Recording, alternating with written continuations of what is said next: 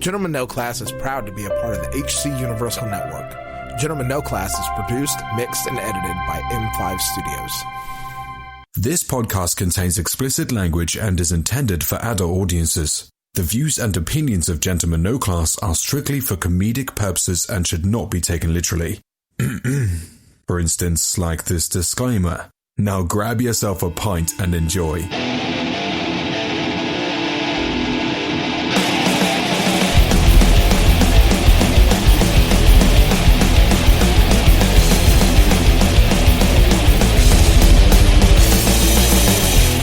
Hey, welcome to another episode of Gentlemen No Class, a podcast that when the going gets weird, the weird turn pro. I'm Jake. I'm Rhino. I'm Paul. And I'm Rob. And like it or not, gentle ladies and gentlemen, we are the hosts for tonight's episode.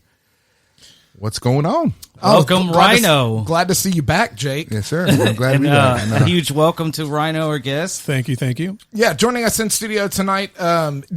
You go by Rhino by most people? Yeah, my mom calls me Rhino. Okay, so that's all I need to hear. The nickname stuck. Yeah. So in studio with us is Jeff Neumann. Neumann's good. Newman. Known affectionately as Rhino to everybody.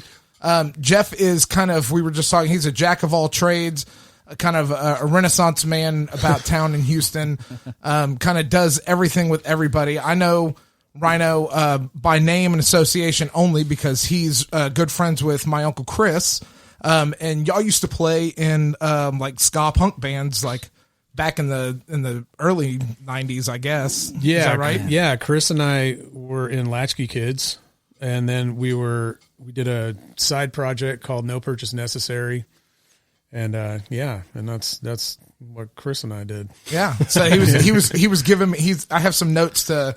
I was hitting him up for some interview details, some dirt. Yeah, so he was like, you got to ask Rhino about these couple things. So I'll bring that up in a minute. We'll hit some current events real quick though. Nice. So today, obviously, y'all saw like Ian Holm died. Yeah. 88 years old. After all, why not? I've never seen Lord of the Rings. Yeah, I hate that. So we're just going to move on from this. No, but you haven't seen Lord of the Rings. I'm a big fan of Alien. All right. I saw he was in there. The first one, right? The android Ash. It was in the first one. Yeah, first Alien. One. Yeah, his death scene was awesome at the end. I bet. What else has he been in? Probably things. Forgive me. It's hard to pull somebody's acting resume like out of your back pocket when somebody just drops something. You can though. In today's age with IMDb, you can. That's true. Laziness and shit. Okay, Google. I'm too lazy though. I can't even voice command. Fuck this shit. Can't even voice command to pull up IMDb. Jesus, it's probably on the front page. He's done shit. We know that. Yes. He was. That's a lot of flack. Like what? You did not know he was. At first, because Ian isn't what's his name? Actor who plays Gandalf is his name's Ian as well, right? Isn't it? Ian McKellar. Magneto. Yes. Of course, yeah. I was like at first, is that where you were going with that? I thought at first I saw Ian. That guy's still and I was kicking. like, oh man, he's like fucking 100 years old. He's like, fuck you, I ain't going nowhere. He's taking the Kirk Douglas road. Yeah. Oh, dude, that guy was. He's a fucking wizard, man. Yeah. How old was Kirk Douglas when he died? Like 101. Oh Yeah, 101 something. I love Spartacus. Every time I think of Ian Holm, like whenever I see his face. This is the worst movie to think about him in is The Day After Tomorrow. Oh, he is in there. He's a scientist. Yeah, that's every time somebody every time I see his face, I'm like, oh yeah, like I see him in that for some reason. I don't know why. Every time I think of him is a scene where in the first Lord of the Rings when Frodo, I guess they had the ring, and then he fucking he has that face. He turned, what I'm talking about, like Ian, where he goes to go get it back. He's like, like that fucking weird ass face. Never seen the movie. Freaks me the fuck out. It's like, so I think of him when that scene. That's what I think. That's what you think about every time. Like, I like him in The Fifth Element. Oh, that's right. He was in The Fifth Element too. He was the priest. The priest. I love The Fifth Element. I didn't know that was him. Right there. Multipass. Yes. when he's like, One little Chetty. You must drink a lot of coffee being a priest and all. And he knocks him over the head. Wow. Oh, what a great movie. Anyways, Dallas. Celebrating the life of Ian Holm. What other news? MLB's still not back. Yeah. Sports are not back. You had your opportunity. We tried to talk about sports last episode and you weren't here. Yeah. But me, not, sports, but this would be the season would start normally. Oh, yeah. We'll be a quarter in. Right now? Yeah, okay. Season, probably, yeah. But didn't they say that they're bringing, basketball is, where did I read this? They're not essential workers, so they don't need to work. Apparently, that's the gist of it. Really, that's where they're. We all need entertainment, man. I don't give a fuck what people say. We all do. We all wind down and watch, listen, something that takes our mind off. And I get it. It's not essential, but fuck, man, we do. Well, UFC. I mean, tomorrow's a fight night. I mean, they do their thing with no audience with nobody and in there. It's weird. It's good. I mean, I'm getting tired of watching cornhole on ESPN. Cornhole? Yeah, they have cornhole tournaments. Sport? Yeah, it's on ESPN. That's not a sport. It's not a sport. Yeah, It's a drinking game. If you can That play is a drinking game. if you can play it one handed with a beer in your other hand, it's not a sport. Just like bowling, Right. it's not a sport. Ooh, yeah, okay, you got me there. jab to Jacob. Yeah. Why is that a jab? Jacob's a pro. I was fucking second in the city back when I was a kid. Oh, I thought I was state. No, in the state. I think I forgot. Let's go with state. I was drunk back Let's then. butter you up. State. I was drunk as a 10-year-old. like what the fuck? Is this state or city? What the hell? Man, your fucking Whatever. balls. But yeah, I like bowling every now and then. Yeah. Every now and then. Yeah, I mean, where else can you actually drink a whole bunch of beer and play a game besides arcades? I guess. Well, I know you can't do that playing basketball. No, well, I mean you can. But can, it won't but- be very good. Yeah, but it's I mean, hot as I shit. took bowling as my PE elective in college. That sentence just sounds hilarious. I'm It was sorry. awesome because I was took- I was old enough to drink at the time, so I would go to the bowling Yeah. alley. Yeah. So you you had bought- to bowl 2 games. That was your Minimum. participation. You could smoke in there, so I would smoke and drink Yeah, you just smoke. and then go Hell home. yeah, and what a it was a wonderful college, time. and it was a sport. God and damn it was it! a sport. Fucking smoking and fucking chugging beer. That just reminds me of fucking Kingpin. Wow, it feels. I'm honored to be around. God, I'm fucking up this quote. Such a damn it. It just shows a bunch of people. It's an honor or privilege to be around such a great athletes, and it shows a bunch of guys that are overweight, eating and drinking and smoking. It's just fucking hilarious. Hey, we're the athletes, goddammit. Perfect. Yeah. I was trying to let him get a little further into the thought before. Yeah. Good this- timing. Good timing. It's good. Let him tread the water first, Yeah. before he drowns. Drown. Yeah. Goddamn right. But what All else? Yeah, is I don't- happening? I mean, that's honestly, outside the politics that we're Yeah. not getting into. Yeah. I can't think of. I mean, everybody tries to do the threes or whatever that bullshit. Oh, yeah, whatever. yeah. I'm trying to think if there's anybody Well, yeah. else that's worthy enough, newsworthy that will tie it in with Ian. But I can't think of anybody else recently. Stiller. It's still early in the weekend. Well, that was It's still early. Yeah, it's true. It is Friday. It's only Friday. Let's see what happens tomorrow. yeah. Yeah, that's true. Yeah. That's still early. Still early in the weekend. Yeah. I don't have anything else. It's Father's Day weekend, so Yeah. my dad decided to go on a fishing trip without me. Hey, Cool. good That's for him. Whatever. Hey, Rob, I'm thinking about you. Yeah, but, right. I texted him and I was like, "Hey, what are we gonna do?" Because I was thinking we're still trying to social distance a little bit and stuff. Yeah. So I was like, "Oh, a nice cool thing that me and him could go do is we could go shoot sporting clays. That's pretty fun." Yeah. You know what I mean? I never. And he was like, you don't want to say skeet shooting. "Cool." You don't want to say the proper. I think it's different. Is it? I don't know. Clay, I think skeet? sporting clays and shooting skeet is different. I mean, I've never in the done that. obvious connotations, it's way different. But Go and say it, Jacob. I know you want to say it. Something about this, but yeah, don't worry about it. No. Forget it. Yeah. So Yeah, I'm just trying to figure out there has to be a reason why he didn't want to take your ass fishing. Because maybe don't like you. oh, he told me. So there was no like hidden. If it's anything agenda like on this podcast, it's probably because you think you're better than him. Oh, wow. Maybe a tolerance problem. There too? you go. I think it's a tolerance. Maybe. Oh, That's okay. awesome. Is that what that is? I don't know. No. I was just a guess. It's my cut. It's my cut for the day. My jab. That's All right, that's fine. That's fine. That's fine. That's cool. So So I can't think of any more news. No. Nobody else brought anything. That's about else, it. so Nothing else is going on. So Everything's fine. Let's just dig right into Dig it it. in. So, Rhino, like we'll just start off like you've been doing so many things for so long. Like how did this all start? I mean, obviously, like you were playing guitar. Back in the day, because Chris was playing bass, and the story that he gave me was he was playing bass in a band called Slap Happy. Correct. And you guys played a show together, and then with Latchkey Kids. Yep. And then y'all lost your bass player, and then he came and played with y'all for a little while in Latchkey Kids, and then left to tour with Slap Happy again. Right. So there have been so many members of that band. It's just, it kind of, the first time that I quit, I just got tired of teaching the same songs over and over again to like the different dude, different week, different dude. I know the feeling. Jacob does too.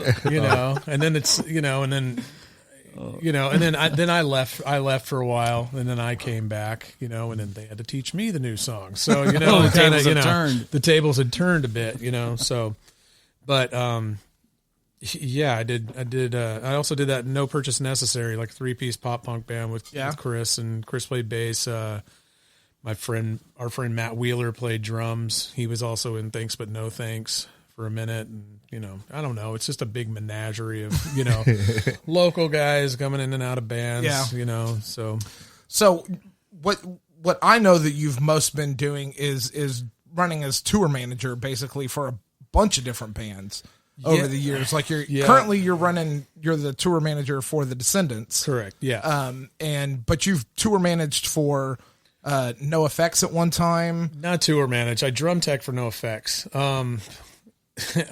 I'll start from the beginning. Yeah, let's hear it all. So, I was in Latchkey Kids. I was a baker at a place called Bagel Express in Sugarland, which is still around. I've gone back for the 20-year reunion. Really? Yeah, it's crazy. Slam some bagels, eh? Fucking great bagels, by the way. So anyway, I was working at Bagel Express, and Damon from 30 Foot Fall was also in River Phoenix, aka FenixTX. Yeah. So Damon calls me one day, and he's like, "Hey, we're going out on tour with Blink, Unwritten Law, and Assorted Jelly Beans. You want to go hang out?"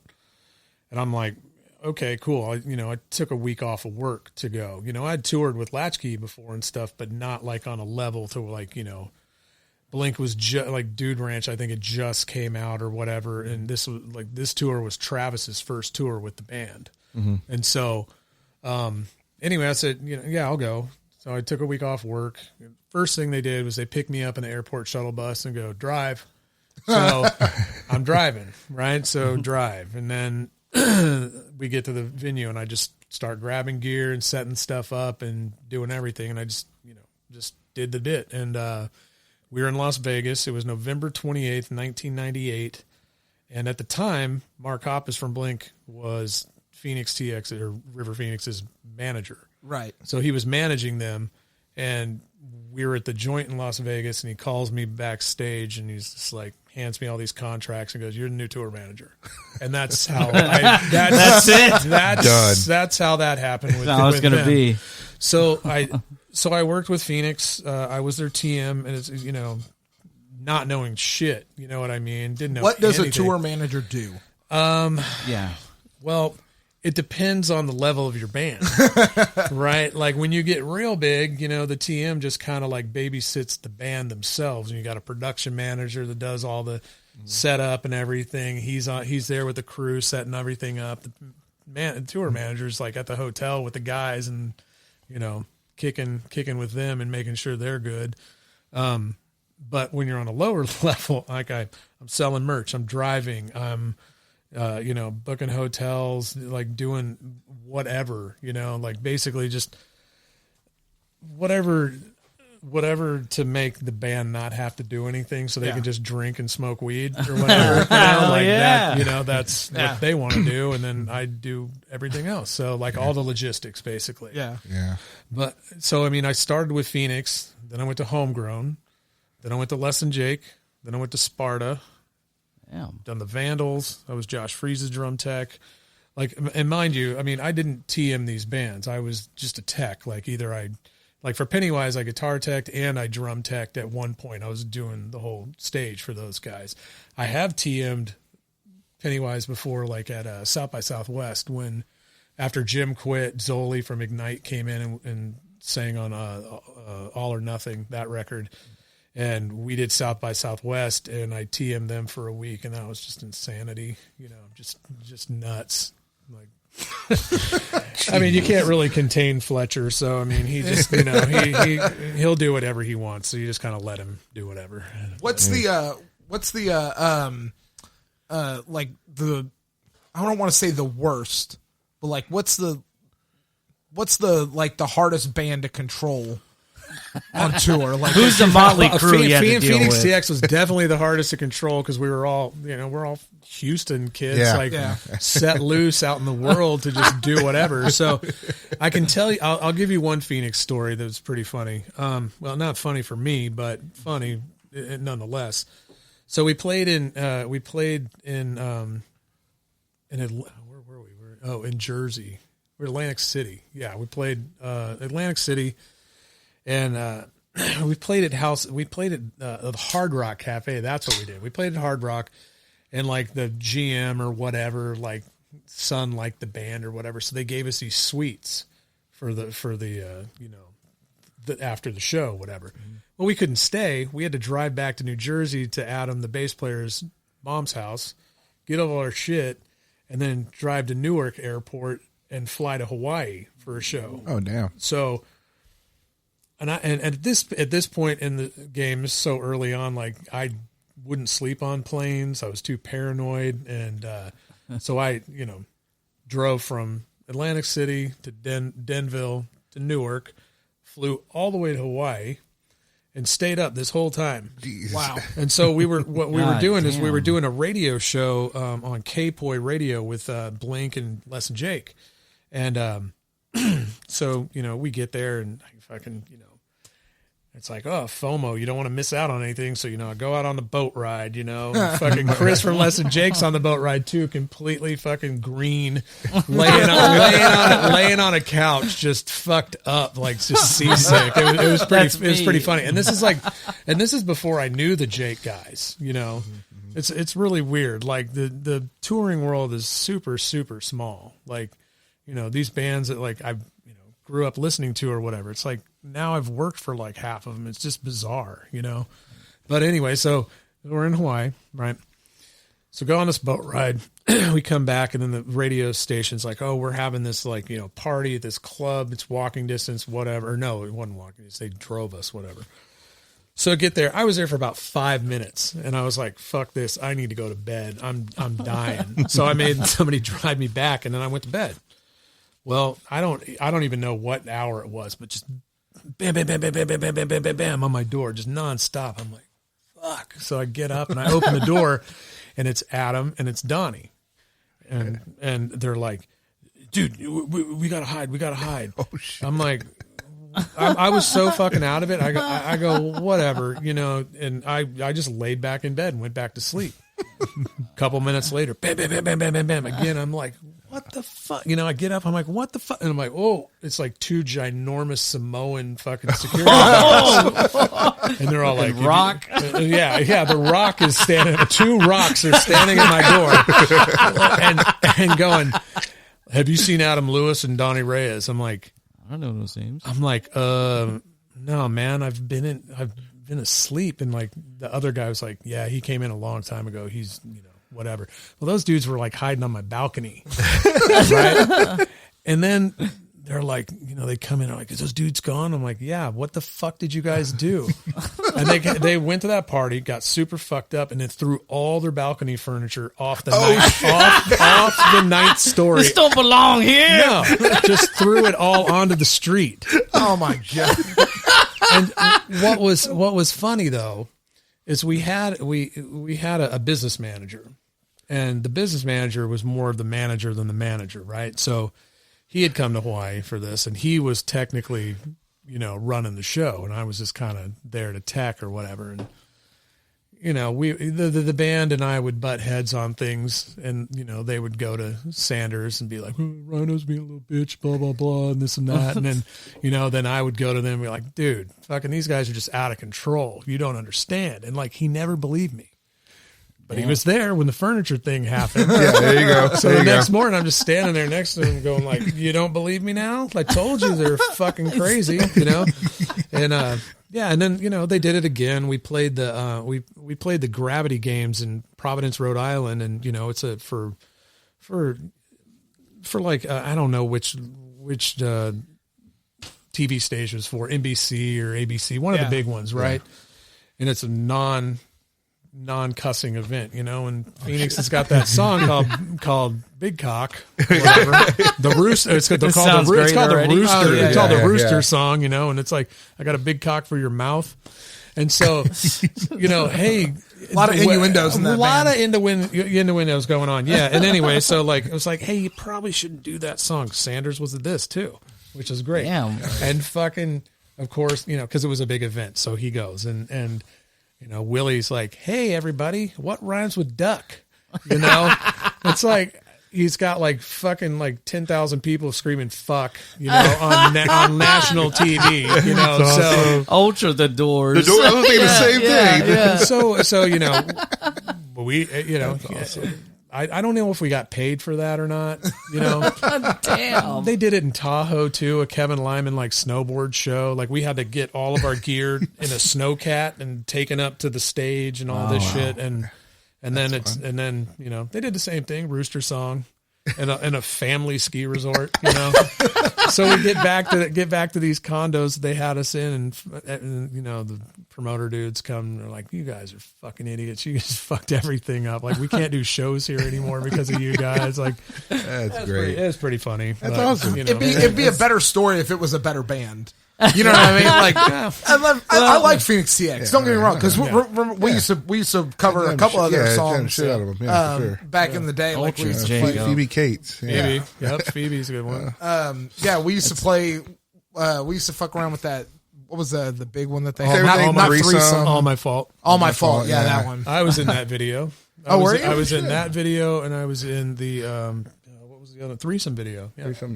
I was sitting in a scene kind of like this. Oh yeah. Like I was the engineer, and like I flipped the 8-track or whatever. Put an 8-track in there. Damn. They spiked my hair all up and made me look punk for the day. Punk for the day. I don't like spiky hair. That was that time when in the music industry. Yeah. When Blink came out, half Blink a bottle blew of gel. up. Yes, and then it was like a boy band craze, kind of thing. It was like Blink and then Newfound Glory, and then Green Day came before them. So, but I'll interject right quick. Yeah, please do. I remember getting the Newfound Glory tape. Like one of them handed me off a tape. We were in Florida or whatever, and I got this tape. That's where they're from. I think that's where they're from. Yeah, Florida. Yeah, they're from down there. And anyway, I got the tape, and like I heard this song "Passing Time," and I was like, these guys are gonna be fucking huge. And the Phoenix guys were like, fuck those dudes, they're not going to do anything. and then what was funny is Rick DeVoe, who was managing Blink, like he suckered us into being managed by him too, where Donnie and I were like, no, we don't want to go with DeVoe. We want to go with somebody else, like let's get away from Blink. So we're not like pigeonholed in, because all the tours we would used to do were with Blink, and it's like, it got old. It was kind of like when Good Riddance would always come with Ensign. It's always the same guys. Yeah, it's always together. the same dudes. And it's like, I want to see a different band. So, and I remember we were playing this place up in Seattle called the Phoenix Theater, I think. And we'd been waiting on a phone call all day to see if we were going to go out with Lit and No Doubt. And they were like, That'd have been a cool tour. right. And we were like, cool, something different, you know?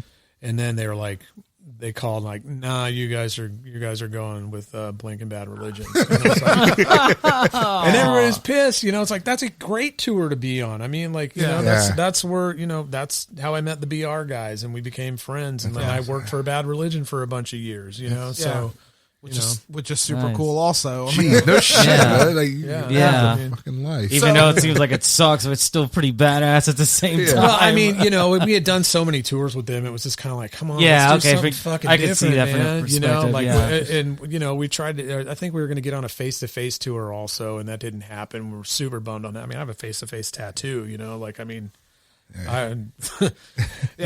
fucking amazing. I love those dudes. You It know? all started at Bagel Express. Oh, yeah. It all started That's at where it all Bagel started. Express. It did. It Fucking did. sick. Debauchery and shit. Fucking, I saw Dope. that. I saw a little article about you guys just getting bagels or just fucking around and whatever on that time. Fucking bagels. Man, That's still cool. They're still around, you know. That's, Oh, yeah. Yeah, That's you know, cool. it was funny because when Mark gave me that job, we had like a week off or something like that, or a couple weeks off after the tour, after the Blink tour, and then we were going to go out with Assorted Jelly Beans, and it was this was my first solo tour manager gig, and it was Blink. It was Assorted Jelly Beans and FenixTX in Blink's 12-passenger van.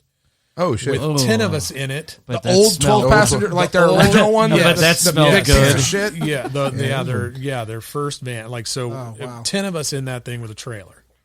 Damn. And so that was kind of a painful 2 That weeks. was, Painful 2 weeks. But yeah, it was, See, like Man, for that's- me, like hearing that, I'm like, man, 2 weeks. That doesn't That's- sound like shit. You know No, what I right? mean? Like, It's Like- long 2 weeks. yeah, it's But probably a that's- long 2 weeks. I mean, that's pretty cool. You were part of you know, Blink. I'm assuming at this time they weren't as huge as where they are now. Like they were they're just starting. They're making their break. Yeah, like they were just, you got to witness. You see the right, early 'cause this was like beginnings and stuff 98 Yeah, or this is so, Les right? Paul This is- playing Tom DeLonge. Les yeah. Paul playing. What's that? Oh, what? Can I ask you? Oh, Can I ask you a favor right now? Yeah. Can you pull your mic closer to you? Sure. You're just hitting the noise gate. Oh, I got you. here. You Got didn't you. have to Got you. do that. I was like, man, you're irritating, Rob. It's great. keep it up. I see him hitting the faders up. The, and au- all the whole the time. audio engineer in me is like, I fuck, love- that noise gate's like right there. Like I'm trying to like bump you up. I love it. Just ride the fader. Right. I'll have to put some automation on that when I mix it. Well, I mean, for Descendents, I do the monitors as well. Oh, So, yeah? Nice. So tour manage monitors and everything else. Were you the reason, if you want me asking? Because I was like, man, wow, the Free Press lineup is okay. It's not my bag. I don't listen to that music. Then, bam, the Descendants. Oh, like, that was what the hell? That was actually my first gig working for them. No shit. Yeah, what had happened was Kent from NoFX was kind of doing front of house for them and kind of tour managing and stuff, and he called me because they were doing Free Press. He's like, dude, you're going to be in Houston anyway. And I was like, well, I'm doing all the backline for Free Press. Oh, that's you right. know? Your backline Right. company does that too. Yeah. So I was doing all the gear anyway, you know, and it's like, sure, you know, and then I know everybody at the festival. So it was like I had 2 months to get ready for these guys to come. So it was like when they showed up, I had like a car service pick them all up, brought them with all their gear, and then handed them all, like they got to the hotel, handed them all their envelopes with their names on them with like the schedules, like everything, and the check and all their wristbands and the whole 9 yards. And Carl goes, man, you know, I like Kent, but Rhino really has his shit together. And I was like, and then they just kept calling me after that. Like I just, you know, they just kept calling me. And so, Work ethic, baby. Yeah. and you know, and Descendents is pretty skeleton crew. It's only me and Andrew. Andrew's been doing sound for them for 25 years. He does flag. He does all as well. Yeah. And then and then me, I do monitors and run around like a chicken with my head cut off. Wow. So y'all bring you run the like if y'all playing a venue. I've always wondered this. If you're going to a venue, do you bring your own monitor setup or do you use theirs and you just have to know whatever board they have? No, we fly with two SD11s, two wow. Digico SD11s. So we fly with our D rack, the two boards. We fly with 13 pieces of gear total. It's pretty it's intense. Like when we did China, that was only 4 days, but that felt like 3 weeks. Like I mean, Damn. it was China. China. I can't imagine how that was. Well, we did it kind of opposite. We should have gone China first, then Japan, and then Hawaii. Not do it Hawaii, Japan, China. And then have to fly all the way back. Yeah. Well, no, you go Hawaii. Full on Lux, Yeah, you go Japan. Yeah, I see. I was gonna say like it gets it's starting to get depressing towards the end. Maybe yeah, is that where you're going with? Yeah, that's why I got the vibe. It's like yeah. I mean, the other way around would have been great because you'd be ascending, you're descending from there. Well, it's like they don't really do punk shows. I mean, they got punk bands over there, but the punk is totally fucking different than like what we're we hear and stuff in China. Like how I'm just curious, like, man, I can't imagine how it is over there. Like, you said, like, the scene, it's different, but like how, like, because China's it's all I mean, it's commies, yeah, like like how you can say it, yeah, okay, it's they don't hide it, yeah, of course not, no, yeah, but like their flag is red with a big star on it. Yeah. Like I mean, like how was like how many times you've been out there? Like was that the only time? That was the first time I've been to China, and like Japan, the first day you get there and you get to the hotel. They let you go up and they're like, come down in 30 minutes. And then you have a production meeting, they show you the rider with all the stuff. Like, is this all current? Is everything cool? Like, yep, everything's good. And then you go out to dinner. And then the next morning you get to the venue and like your shit is roughly set up, they've kind of roughed it in. And then you dial it up the first day how you want it, and they see it, and then like you go away before the show starts and then come back. But then the following day, everything is set up within probably like 90% correct because they mark all the measurements, they take pictures, they fucking they go through all your settings, so all your settings are right. And it's they get a crew of maybe like 4 guys with you that travel with you, and they just fucking rule. So Japan is Japan awesome. Compared to like most other countries, like including the U.S., like what do you think? I love like as far as like it seems like they have a good. They know what the fuck they're doing. Yeah, they have their shit together. They provide like a good service. Sounds like I call it organized chaos over there. It's just fucking so much insanity going on all the time, and like it's just it's like, Japan. Yeah, it's neon and everything, and just it's like we're gonna go to Tokyo Hands, which is like a store, but it's like 7 stories of like just. Weird shit. One floor is all sports. Like one floor is all bicycles. One floor that's Japan. For you, I man. mean, it's great. Ultra nice. efficient. And that's what I've always wondered. Yes, every story that you always hear is from bands that are touring is like everybody loves touring Japan. They love it. I love Japan. Let me ask you this too, because I've heard like the crowds too. A crowd in Japan versus like here in America, they sit there and they really observe, and like they're just kind of like they're not like whoa get all fucked up. They're just like kind of like there with their arms crossed and just they're watching, but they're like they're being I don't know how to explain it. They're not moshing. But right? It's more. They're polite. Well, yes, there you go. But I know like that was way earlier on, like in the early 2000s, like when I went over there with like Sparta or Less Than Jake or whatever.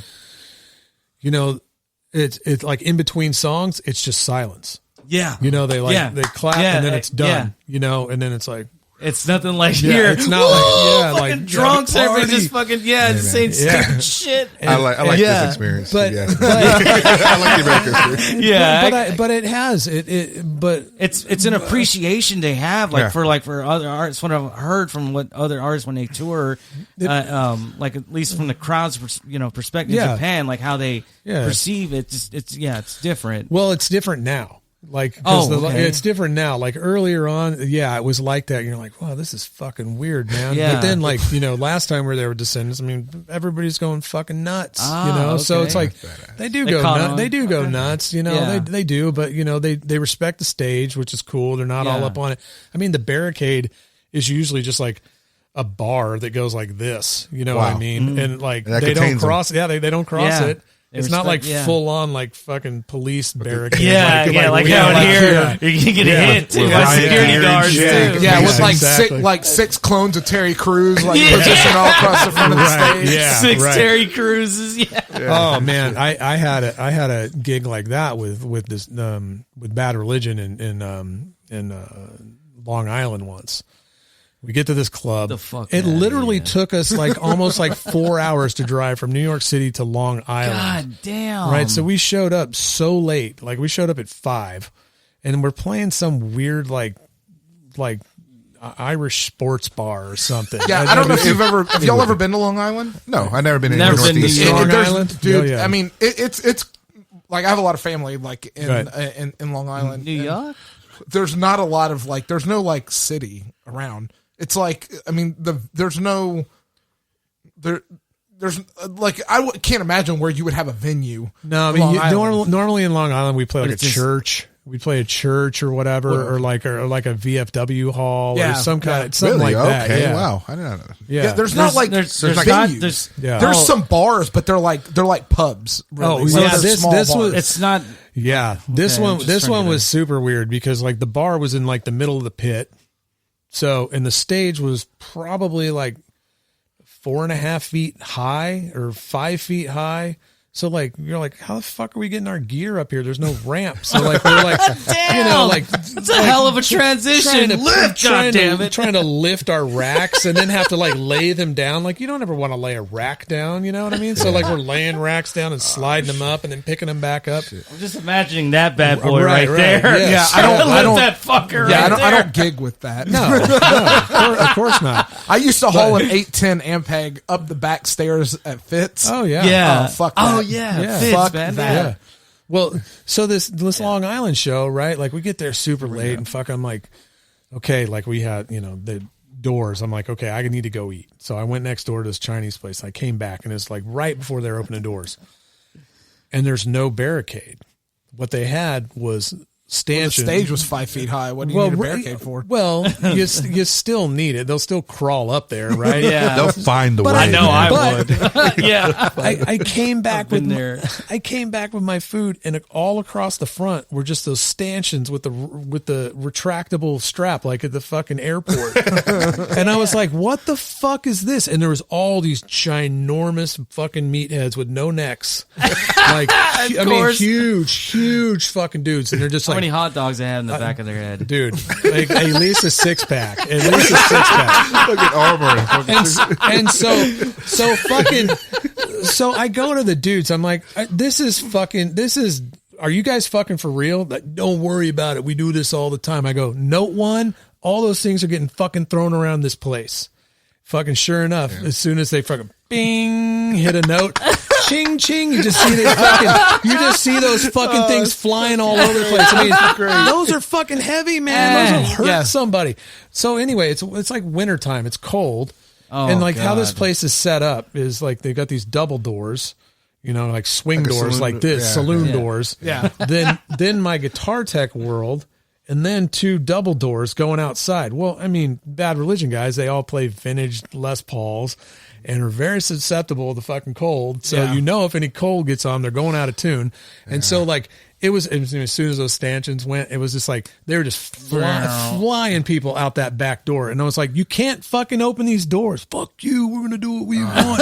And like, fuck you and blah blah blah. The And like, fuck and outta like, here. I Fuck mean, you. me and Rick Marino, the tour manager, were fucking screaming at these guys in their fucking faces and pointing at them and shit like this, And like, I've never been so like I thought they were gonna fucking kill me. I like they wanted to beat the shit out of me. They were all standing there like watching me like load out, and I'm like, fuck it, God damn, fuck outta here. Yeah, I got the fuck out of there, man. They got right onto the bus. It was like boom, lock the thing, and like Yeah, boom, get fuck out of this. there. Fuck that, man.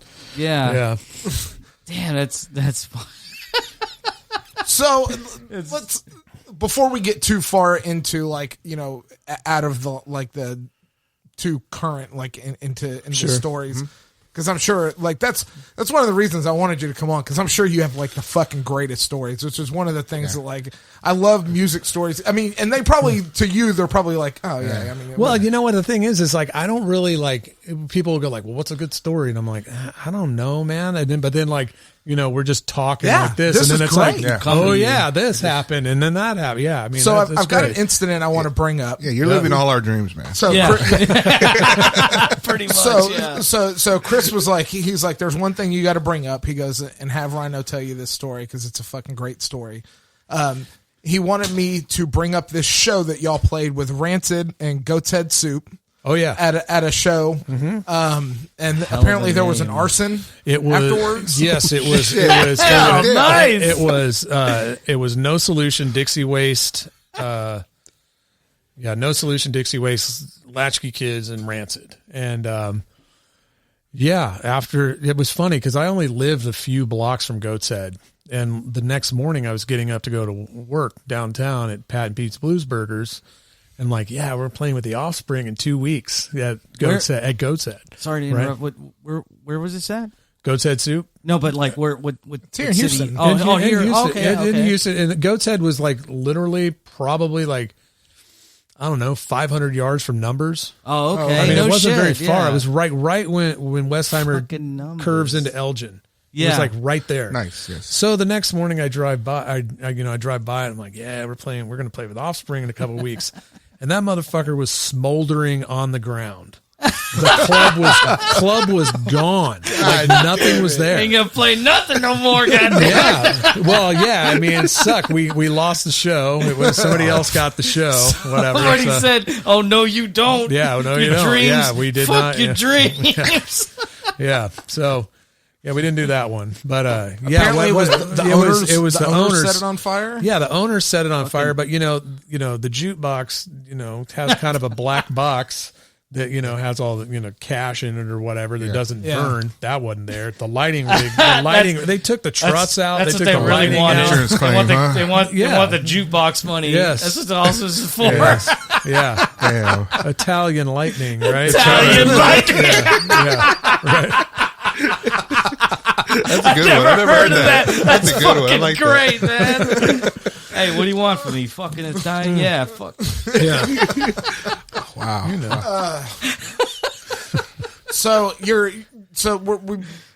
I'm trying to think of like how to go, like how to get from point A to B without like getting so sidetracked on like exactly like the timeline of like kind of what's going on. So like you're building.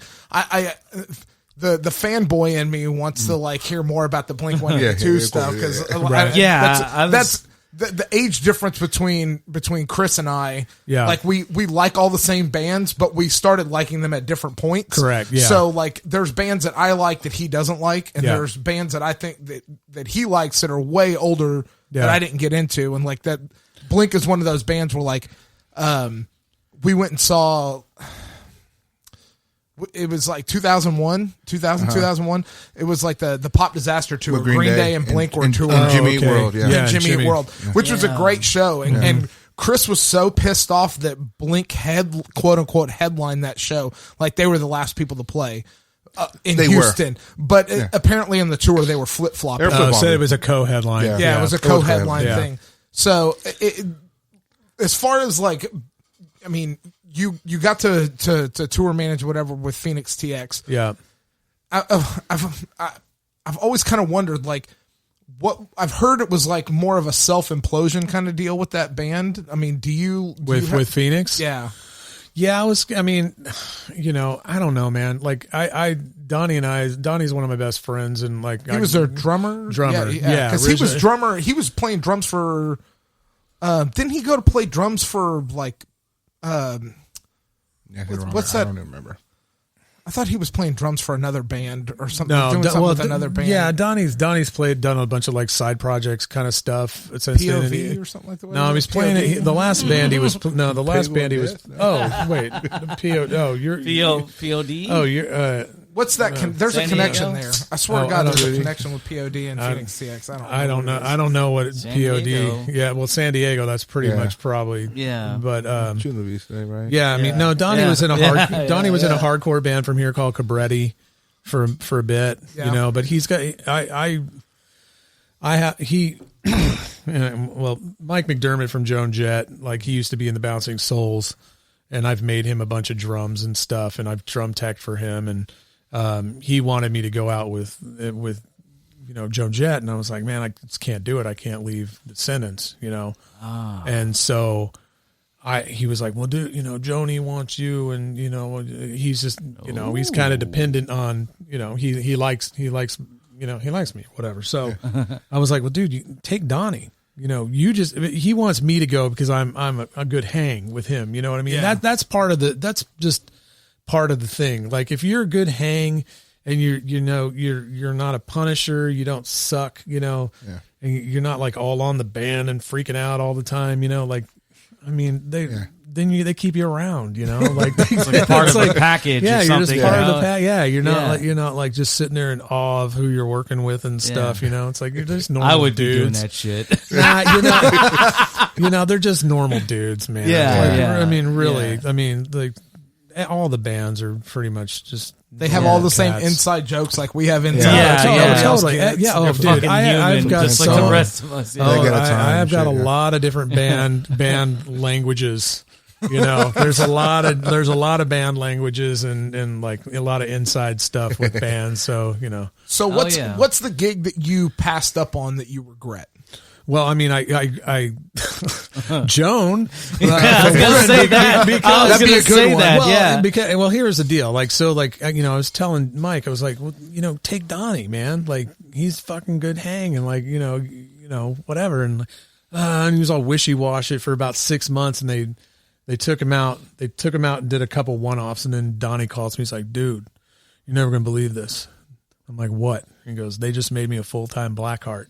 I'm like, are you fucking kidding? I go, what does that mean? He goes, I'm on retainer. I'm like, fuck you, dude. I've been trying to get Should've on that done shit that. for 23 years now, bro. And you got it after 3 gigs. I Joan hate you. fucking Jet. Yeah, so I mean, so he's stoked. Yeah, that's cool. He's super stoked. I mean, you know. she's got 30 years worth of Oh, material. yeah. Like, I mean, yeah. she's got the But money. you never, They you should've never, seen the road you never actually recently. got to. Well, you didn't work. I'm assuming you didn't get to meet her then.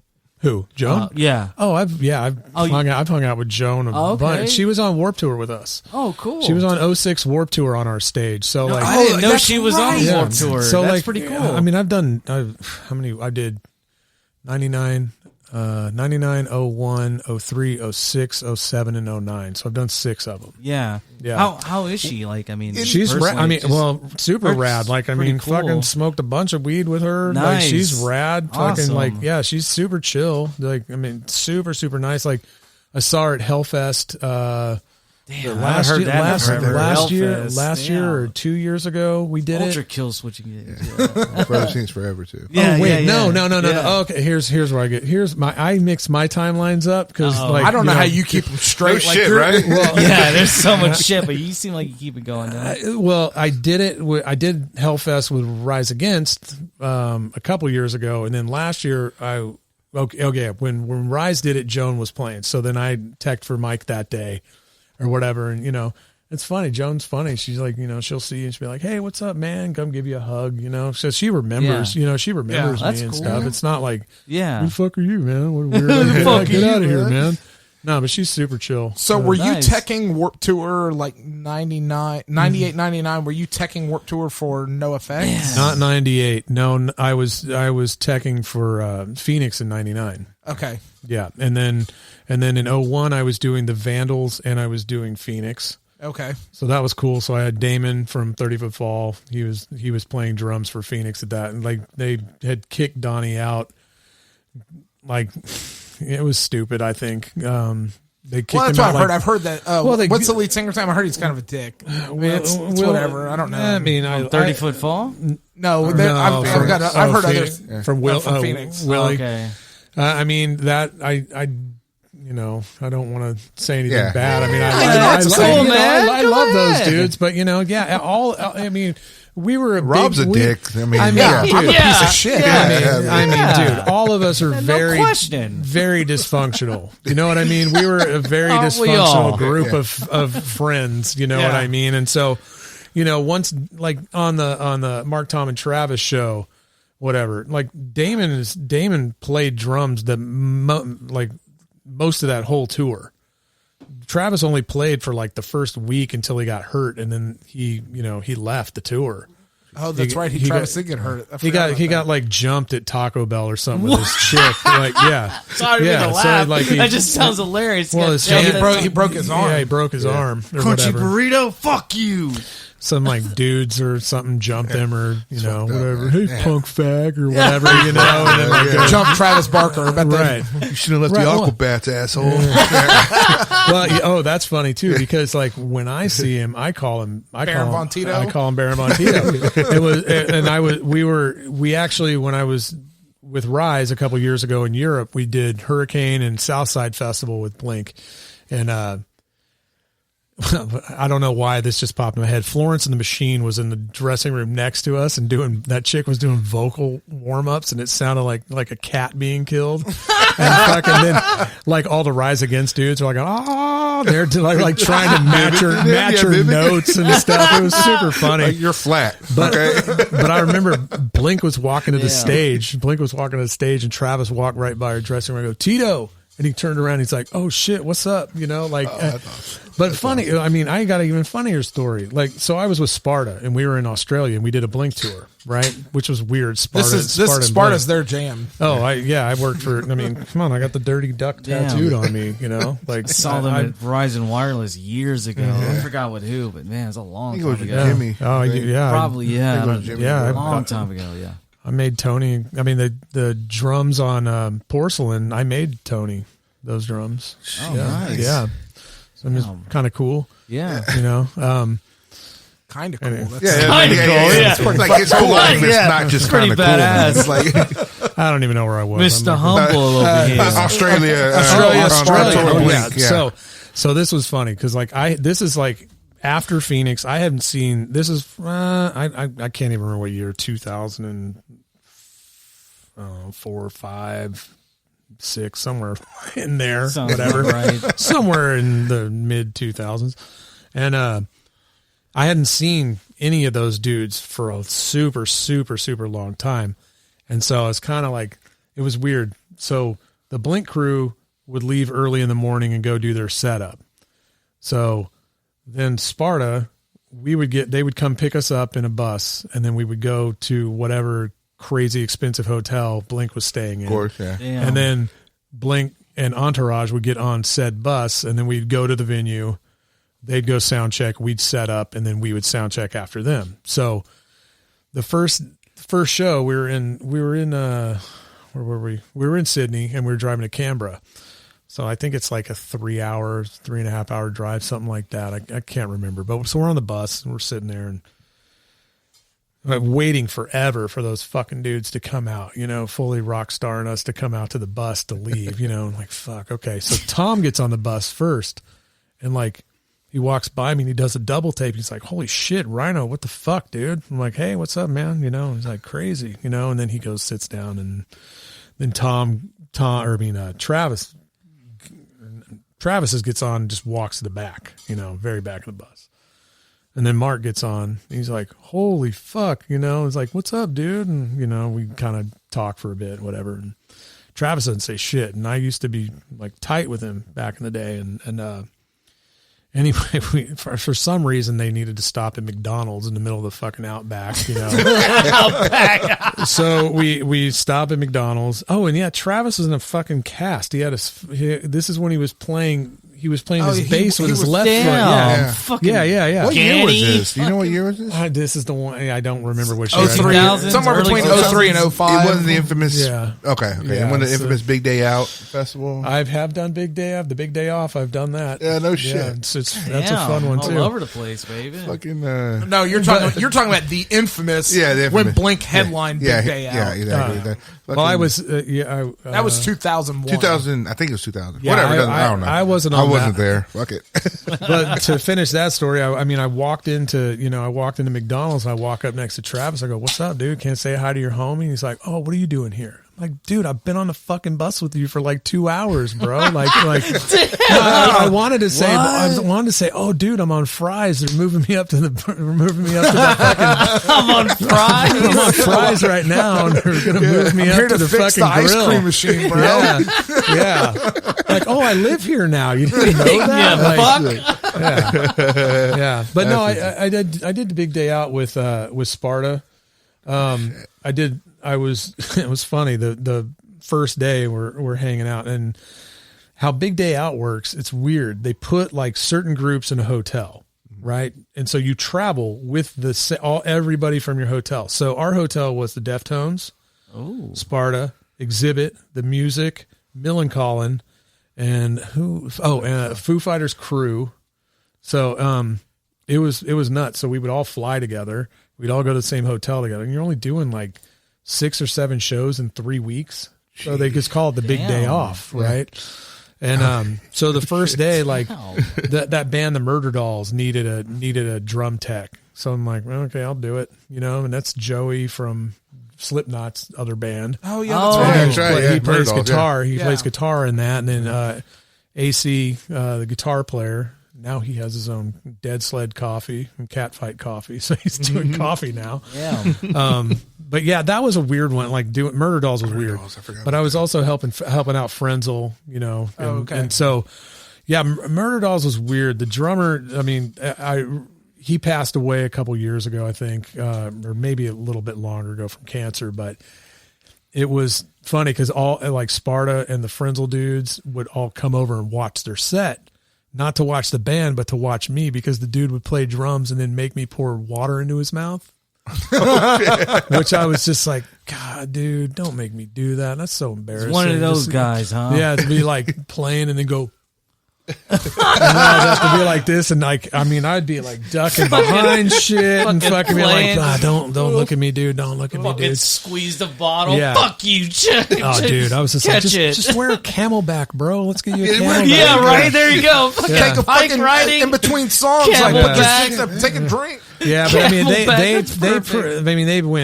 they would do back to backs. They was kind of Ramonesy sort of kind of vibe Yeah. or whatever. But One of or them was. Misfits. Never mind. But Did you still, ever bother like just tell them just hold that shit throughout the whole song? I'll pour it in right now. Just hold through this whole song. Yeah, just keep it out. But the dudes would just clown me. Everybody just stand on the side of the stage, just pointing at me. Fucking I was water like, boy fuck, and yeah, shit. totally water boy. everybody's carrying around squirt bottles of water. Be like, hey, Rhino, can you? I need some water, bro. Yeah. Squirt. Right. Here you go, motherfucker. I could see how that would happen. Yeah. Totally. So Big Day Out in Australia is like, I thought that was like, it was just like a Warped Tour Australia. kind of thing. I mean, it's a giant it was a giant festival. It's done. Week-long deal. Big Day Out was three Tinnies. weeks, seven shows in 3 weeks. But we started in New Zealand and then went and hit all the major Oh, nice. spots. New Yeah. Zealand. All right. Yeah, Chris's Now you're talking. territory. Yeah, that's where Chris and Jamie live. Fucking tinnies I and hate pingas. with their shitty view and their backyard Yeah. and their fucking big house and looking at shitty- mountains and shit. spiders It's and funny. shit. He IG'd something like last night before I went to bed or I don't know, yesterday, and he's like, "Oh, it took the day off," and like it's like that picturesque fucking thing. Did you see him on the helicopter? Oh yeah, and then the helicopter ride too to rub Jesus. shit in our Yeah, face a little exactly. bit. And Damn. I was like, can it be any more beautiful? But I was just like, I just No, wrote, you can't. I was like, oh, the Yeah. view's not too bad. I go terrible. I just wrote terrible. I would So he say always that posts too. something like that. I go, that sucks, or like, ghetto. Oh, poor That's you. ghetto, dude. Yeah. So the story. Super railer. Why would you post that? That's railer. Oh, terrible. The story behind that is So Chris was working for like a big IT company and stuff, and they were living in Australia. Yep. He started, they were living in LA, and then he got the job offer to take over like South Pacific, whatever. So they moved to Sydney, right outside Sydney. And then, Coogee. Yeah, they were in South Coogee. Oh, I've been to his house. Oh yeah. And so their landlord, the housing in Sydney is ridiculous. So it's crazy. Their landlord was like, well, it's so ridiculous. Like, I've sold my house and I'm going to move into the house that you're renting from me. So y'all need to find someplace else to live. Yeah. And so at the time, Chris was married to my aunt. So they decided, at the time they were building this house in New Zealand that was their retirement plan. They were going to build this house and then Airbnb it out. Yeah. It's at the base of a mountain. That's a ski resort town in Queenstown, New Zealand. Oh. So the idea was, shitty. It's a horrible view. I'll show you pictures after this. Don't give me that shit. Wait. You're being sarcastic, right? Yeah, exactly. Because I'm thinking Lord of the Rings. Like, What is that, ski town? come on, Like, you're breaking my heart. It looks like a postcard of New Zealand. It's gorgeous. It's gorgeous. God, I want to go there so bad. Yeah, I know. Because I know he'll listen to this and be laughing at me right now. That sounds Yeah, beautiful. so I mean, that was their idea. Is they were going to build that house. They were going to Airbnb it out, and then they would retire there, and it would pay for itself. Yeah. So he works remote a lot because the headquarters for his company is in Seattle. So he travels a lot, obviously, and stuff. So they were just like, well, they were going to rent another house or buy a house in Sydney, and they were like, he asked his boss, it's like, can I just move into this house that I just built in fucking New Zealand? Are you cool with that? And they were cool with it. So and then Jamie got a job over there. Jamie got too, a job out there. She's fucking perfect. She's been doing a couple other things out there. I think she just started another job actually. So nice. Yeah. So and then he started running marathons and making me look Oh bad. yeah. Hey, dog. Making you look bad. I bet you could out-chug him. Yeah. For sure. For sure. The American He'll only way. have one beer. Yeah. Like when we drink, he has one beer. But I do have That's a lot all of. he He's needs. brought me a couple of New Zealand beers. So Yeah, I've got he's him brought saved me in the some. fridge. He's brought me some too. But it's kind of what's cool about Chris is like he shows up for Descendants shows like just wherever, It's like, hey, I'm going to be in Chicago. Okay, cool, I'm there. So Yeah. I just throw him on the list or whatever. Nice. So he'll just pop up wherever and it's like, That's fucking cool. Yeah, when they played at Free Press, I was like, this is my chance to watch the Descendants. This is my only chance, but Yeah. I'm not going to go fight that crowd.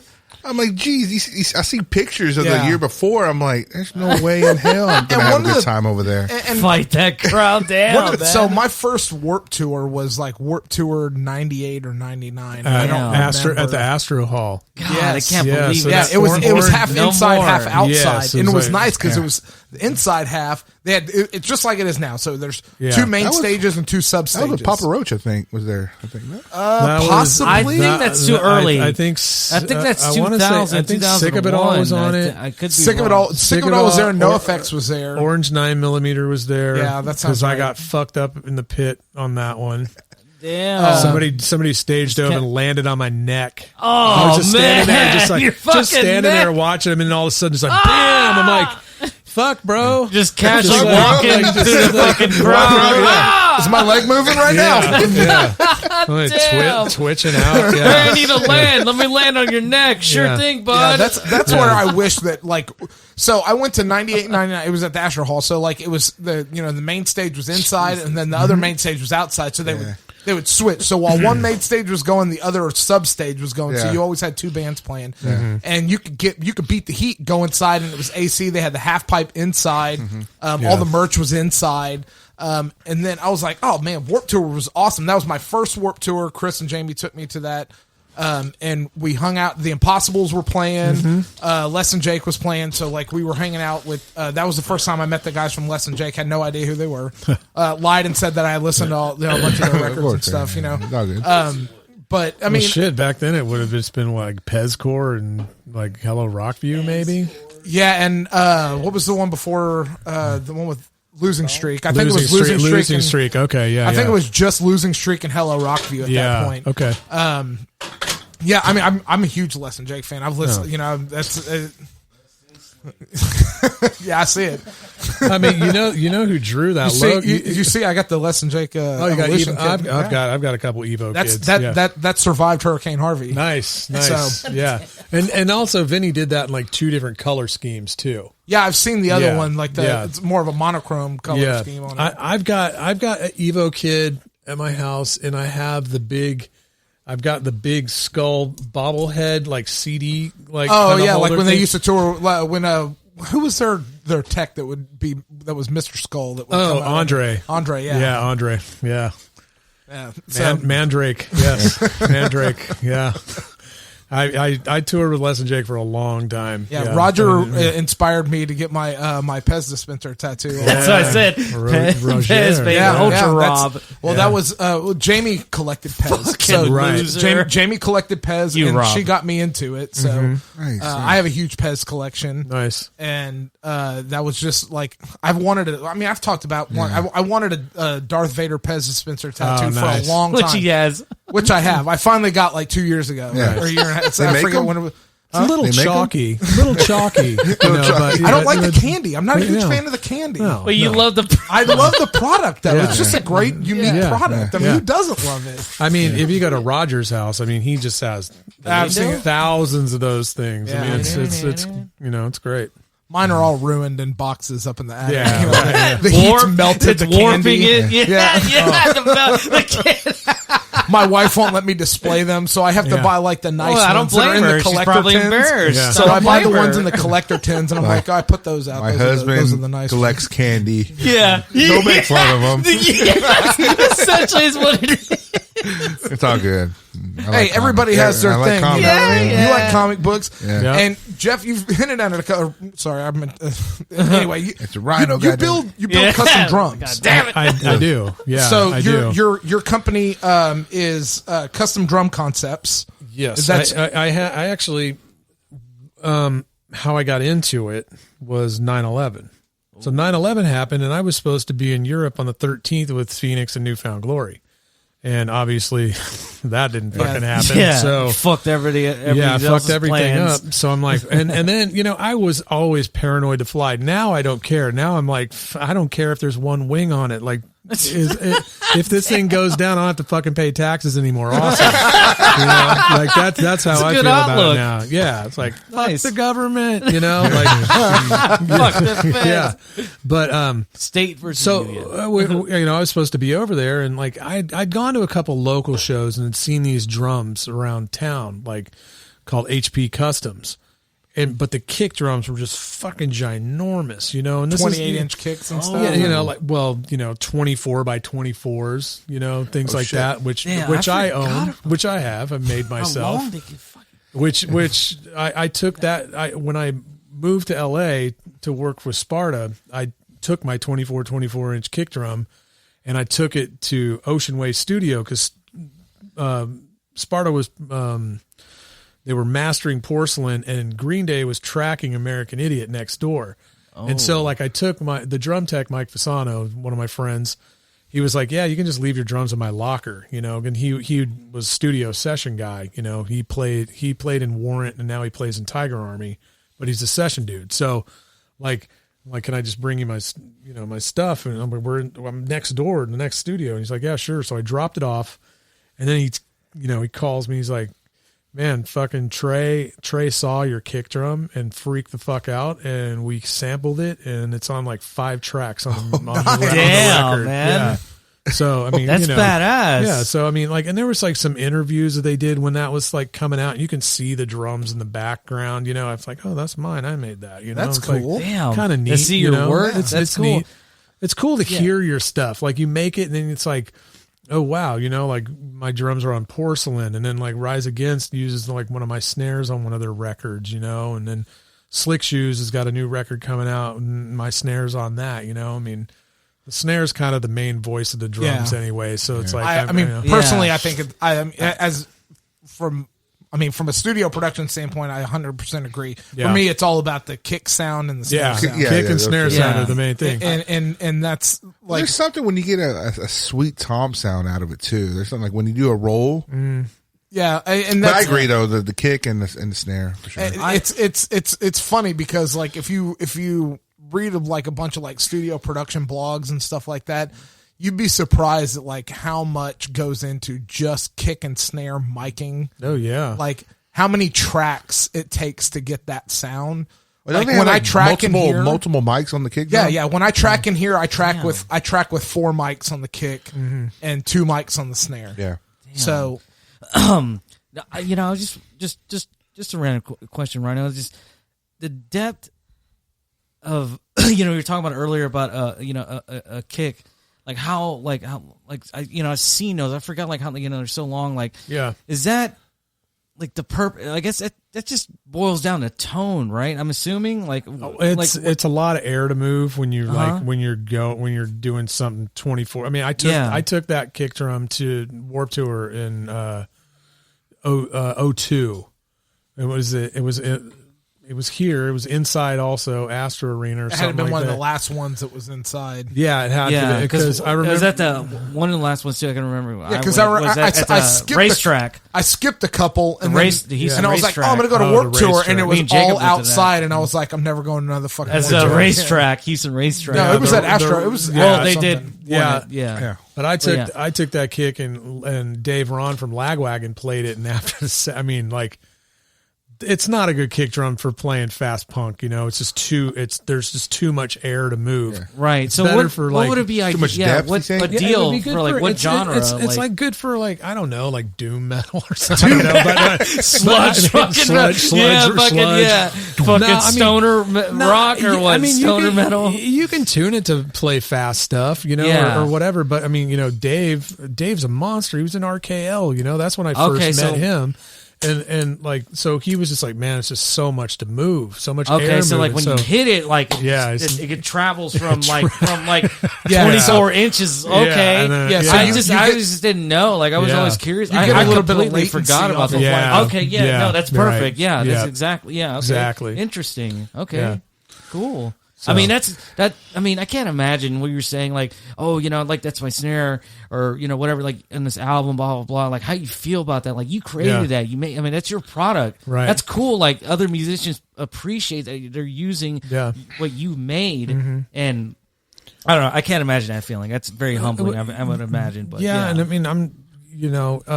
mean, and I totally sidetracked from how this happened or whatever. Yeah. So yeah, we have a bad habit. Yeah, it is what it I is. do that It's too, you alcohol know. flowing. But so Yeah. so I yeah, it's about that time, Jacob.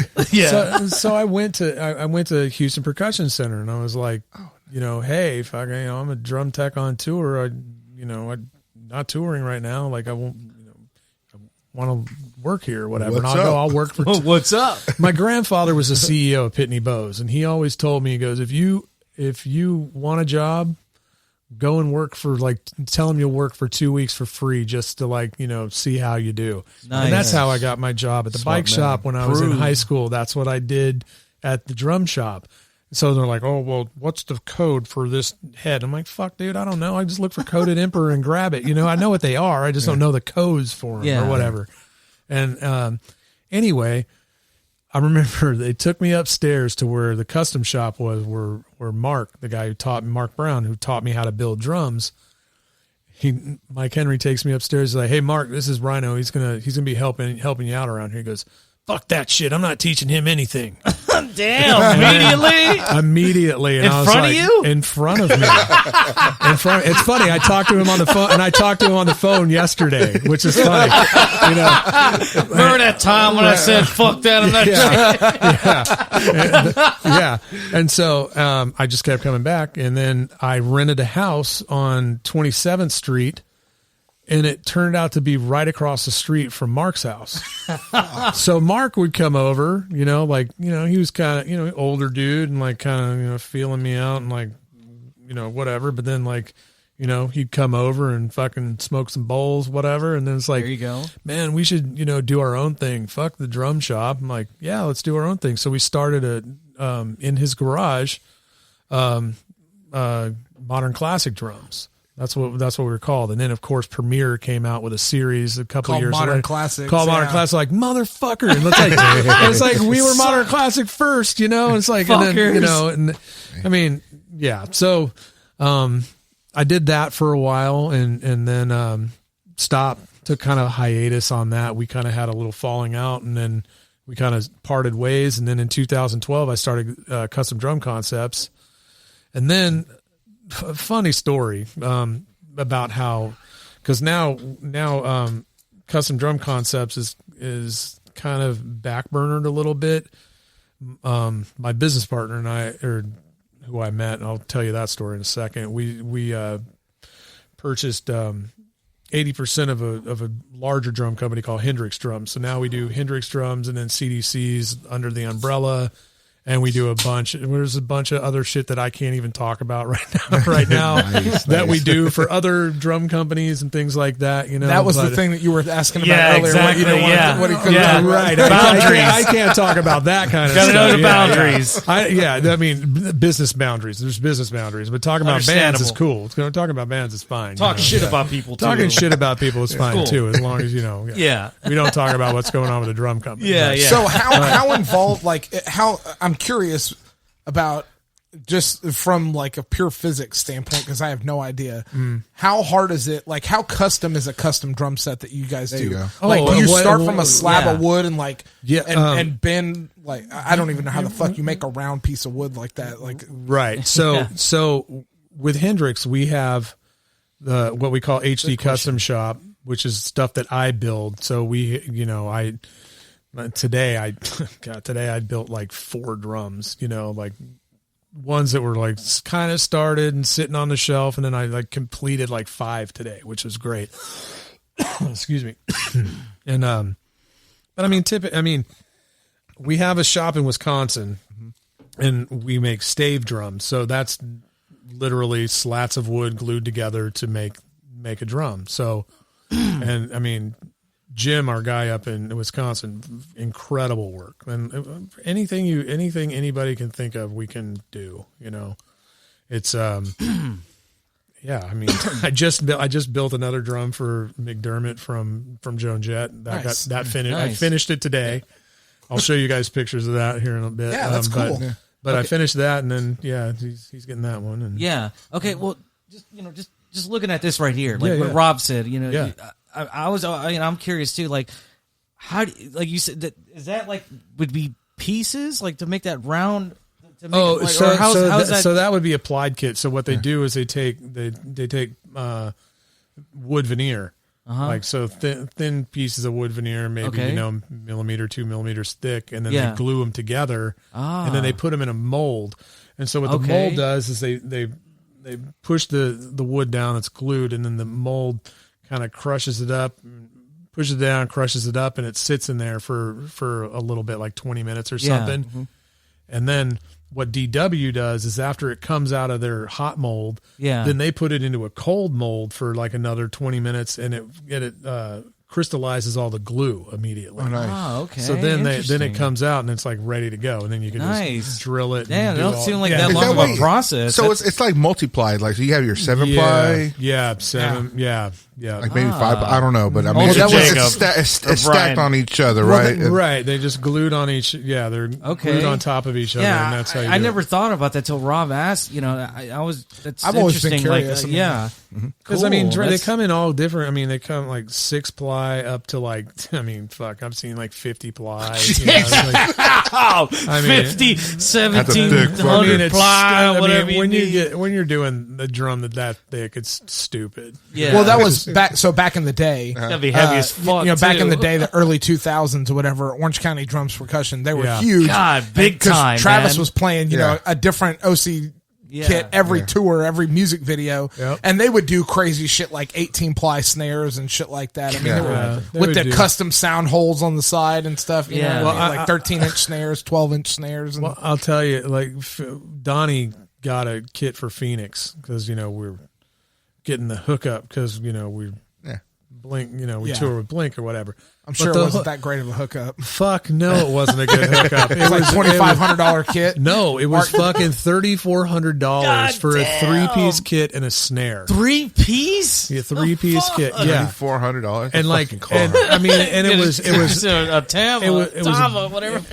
I mean, knowing what I know now and like how much shit costs, Yeah. like that kit, like the cost on it was probably about $1,100 for them to make it, and they just fucking Motherfucker. They were shit. charging a shit. That's But back then, people were triple buying their fucking. And everybody that was was because Barker playing- was on it. Is that the reason why they increased the prices? Because Well, Barker it was on that it? everybody That was was- playing it- Orange County. it- Newfound Glory was playing. I mean, Like everybody was playing. It was the first. It was County the had, like, first SJC is what it was. It's like they were fucking OC was the originators, and then SJC is the new OCP basically.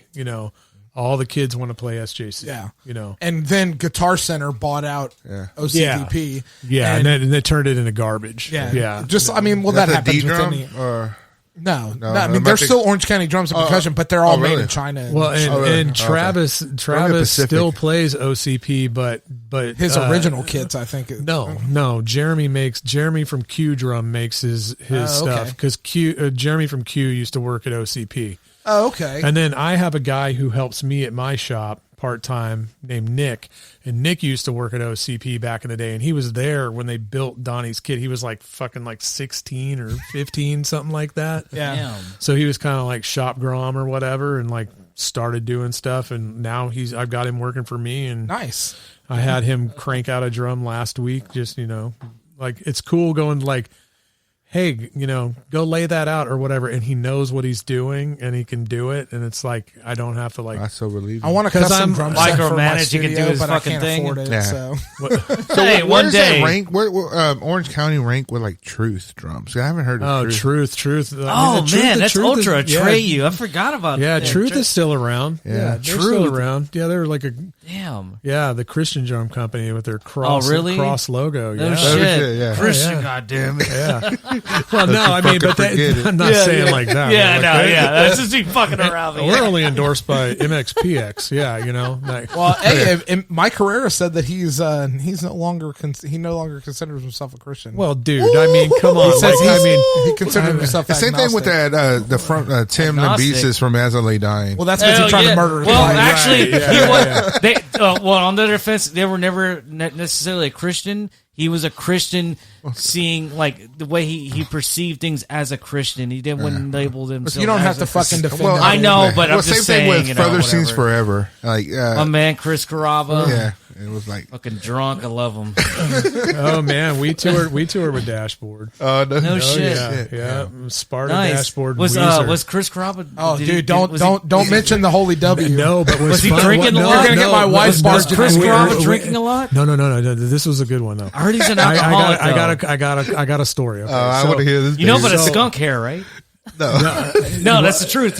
He has like a sorry to interrupt. Oh, he's got- he has a blonde right here in the middle of his head. It's blonde, but he always dyes it black. Because- it's just natural though. Like Oh, if okay. he does it, Kind of like it'll Henry Rollins' be gray blonde. patch Like that he used to Yeah, have until yeah, he went it's a all little gray. patch, Right, like yeah. literally centered, like front center, like a little blonde. Like Jay Leno. patch. Yeah. Yeah, I guess. Yeah, Okay. yeah. Yeah. Oh, sorry, not Jay Leno. Nobody else gives a shit about Chris Yeah, Carava's yeah. hair. I do. I do. I fucking do. Well, we had a day off. Like they had a tech, and this I haven't run into this dude for years. And this dude's name was Novice, and this kid fucking like I was in awe. I was in awe of this kid because he fucking shipped like he like FedExed himself like 2 ounces of weed and like a bong. And fucking like Damn, the kid, Ultra Mitch Hedberg, my FedEx doesn't realize he's my drug dealer. dude, but he like the kid just was zooted Wow. all the time. And anyway, I mean, I partake. So like we were we had the day off. We're in Atlanta, and fucking like me and him are just sitting there ripping bongs or whatever, Nice. and Chris came, right? Chris Yeah. came to the room and like fucking smoked up with us and whatever. And then What's up, and then Raz? later that day he was so fucked up that he was like, fucking, I don't know, Rhino's weed's like laced with something or whatever. It's like, I'm like, what the fuck, dude? I'm like, that's novice's weed. Some anyway. It's bullshit, your Rhino. text weed. Anyway. My hair, like Yeah. he's claiming like he was so pissed that his blonde starts coming back because the weed was so shit. No, well, you know, it's funny. This was a couple years ago too. Like we were in Nashville, and Chris lives in Nashville now, and Stefan and I went to Novo Guitars, and Chris picked us up in his convertible, old ass '60s convertible Mustang, and took us to Novo, and it was a fun day hanging out. And like, I didn't bring up that story. Hey Chris, you remember that time better man than you me. accused me? You son of a bitch! But I have a big day out story that just reminded me of that. Oh, So nice, we're nice. talking about weed right now. I love it. Go on. So okay, like I said, like man, this thing is just like, it's kind of like Inception or whatever. It's just Yes, going this back. is how we do it. Hey, you know, when Yeah, the beer's it's cool. flowing, alcohol's flowing. This That's is how how we we go. do it. It's fine. So we were in Melbourne. Yeah, it's Melbourne. Day off, of course. Australia? Australia. Yes. Okay. Melbourne, yep. Florida. What the fuck? Florida. Making Melbourne, sure, Florida. asshole. Melbourne, Not Florida. everybody Melbourne, knows Florida, everything. Florida. Yeah, yeah. Melbourne, Florida. There's a Melbourne, Florida. So Okay. You're confusing them. You're confusing them. Yeah. Just want to know, man. I'm speaking for everybody else that doesn't know their geography fucking well. All right, what do you want from me? So we get off the plane, and it's day off. So everybody just goes into the lobby, drops their bags. I mean, in text too. Like normally, like I carry my shit up to the room, whatever. Everybody just dropped their bags and had bellhops take their shit up to their rooms, right? You just there, sub went- creature, take my belongings to my room. and just went right to the bar, right? Nice. So everybody's just at the bar, Deftones, fucking Nice. everybody's there. And Chino, the fat years, maybe? I don't know. No, Chino the Fat Years was like 04. Yeah, to Yeah, like but it's always on. 2011. You don't know. It's like me and my weight, too. I'm the same way. You're off and on. Off and on. I'm Chino. I get it. But yeah, I'm sorry. Go on. Go on. So you know, Steph is sitting there at this table, fucking just rolling these giant fucking hog legs, right? So I'm just sitting there like, you know, I don't drink or whatever, so I'm just sitting there kind of drooling, watching him. And Jim from Sparta's all like, fuck, he's like, hey, go smoke with Steph. I go, dude, I don't know Steph. And he's like, come on. He takes me over there, and he's like, hey, Steph, this is Rhino, our drum tech. Can he smoke? And Steph doesn't say anything to me. He points to a chair, and I go, okay. I sat in the chair, and I fucking smoke like 7-8 joints with him, like those giant ones, right? Good Hog people. legs? Hog legs. Good Big people, ones, man. right? Good people. So like I'm like I'm trying to hang with him. Yeah. right? He's trying to smoke me out, like under the Yeah, table. I can see like, where it's going, But yeah. I'm like, I'm gonna hang with you, bro. And so I'm trying to hang with him. And then I like at some point I'm sitting in the chair slumped like this, and then I open my eye and I look up. And like Josh Home from Queens is sitting next to me, Nice. and fucking Stephen Perkins from Jane's is sitting right there. And like Josh Josh is, Homie, the fucking home wrecker that oh yeah, stole Tim Armstrong's wife. right. Damn, home wrecker. Yeah. Son of a bitch. Anyway, go finish the story. He's like, hey, what's up, man? I'm Josh. I'm like, I'm seeing you around. I'm like, yeah, dude. Right. And then Steven's like, hey, what's up, man? I'm Steven. And I was like, oh man, too much energy right now. I'm on a different plane here, buddy. I'm on the low stuff. You're on the other stuff, man. So I'm like, yeah, it's cool, Steven. I go, all right, Steve, I got to go to bed. All right, and Steve. And I bailed and went to bed. But then when they came back with Rise to Houston not that long ago, remember that? That was like what, 3 years ago, maybe? Yeah. Right. Sounds about so, right. So they came back, and Steph's guitar tech is a dude Rim who did Rise Against stuff with me. So like I'm like, I go to Woodlands and I go over to Rim's station, and he's got like this, you know, Steph's over there, of course, doing something, you know, he's got his rig and he's working on it, whatever. And I'm like, fuck, I'm going to go talk. I got to go like talk to him. Cause like over the years, like after that Melbourne thing, you know, we'd see each other around and just be kind of like, just do the head thing or whatever.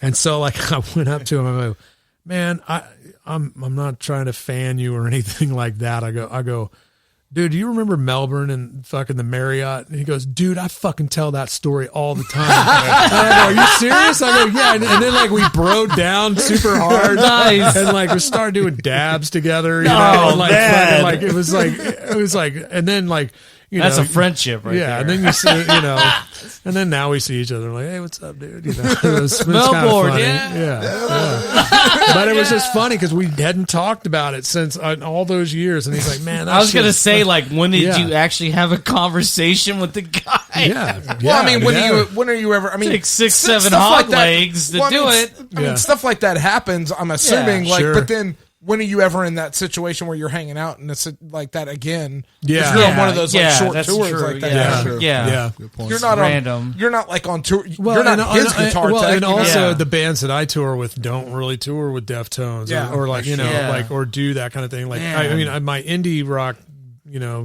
Sparta stint. Yeah. We, tour with like Jimmy Eat World and Dashboard and a bunch of other bands like that and stuff. But, Yeah. but with the punk bands, like, Yeah, I mean, it's all like. Nice, what's man. funny is like, Chris got me into the scene. Like when I was a teenager. So right.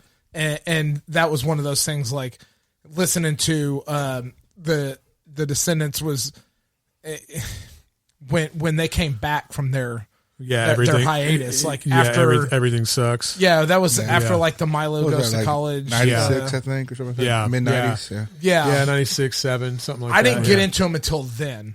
And Right. then I got into like the Vandals and the Yeah. Impossibles and like Less Yeah, Than Jake yeah. and Right. NOFX and it's that's what's tripping me out. It's like you've toured, like you hang with all these guys and like Yeah, well, what's really funny is like this story got brought up the other day. This is why I'm bringing this up. Is like Donnie was on the cover of like Modern Drummer magazine for the '99 Warped Tour, and it was Brooks from Bad Religion, it was Byron from Pennywise, Vinny from Less Than Jake, like Morgan from Seven Dust, and Donnie.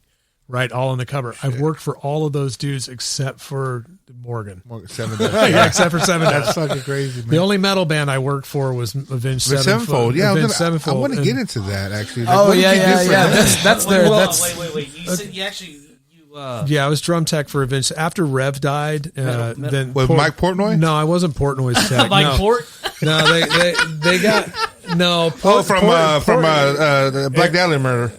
No, they got the kid Aaron Illahey, and he was from a band called Confide. Confide, okay. And Mike Fasano found him at the Hurley studio playing or whatever, and I got a call one day, and it was my friend Dione, who Dione used to TM Pennywise and BR, and he tour manages Avenged. So he called me up. He's like, "Hey, we got this new kid Fasano found. We want you to drum tech for him." I'm like, okay, what's the deal? And he's like, kid's like 22, 23.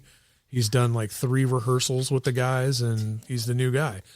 Can you fly to Orange County and set up his rig? So I flew to Orange County, set up the grid. He had a grid riser, and we put all the cups on it. And, so basically first day of tour, I set up the kit, ratchets everything down, and then it rides in a truck, and I don't have to touch the kit for like 6 weeks. Yeah, okay, hold on. I want to pause your story because this brings up a point that I've been meaning to ask you all night.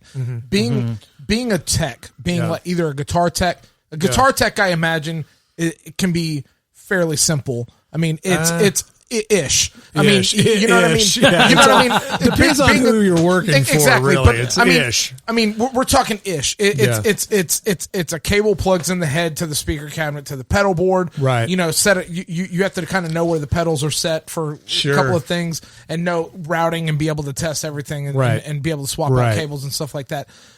But I mean, that's a very practical application thing. Like you can look at it and be like, that's wrong. You know what I mean? But like drums are such a you sit behind the kit and like you have to kind of feel where everything's at. How do you learn that?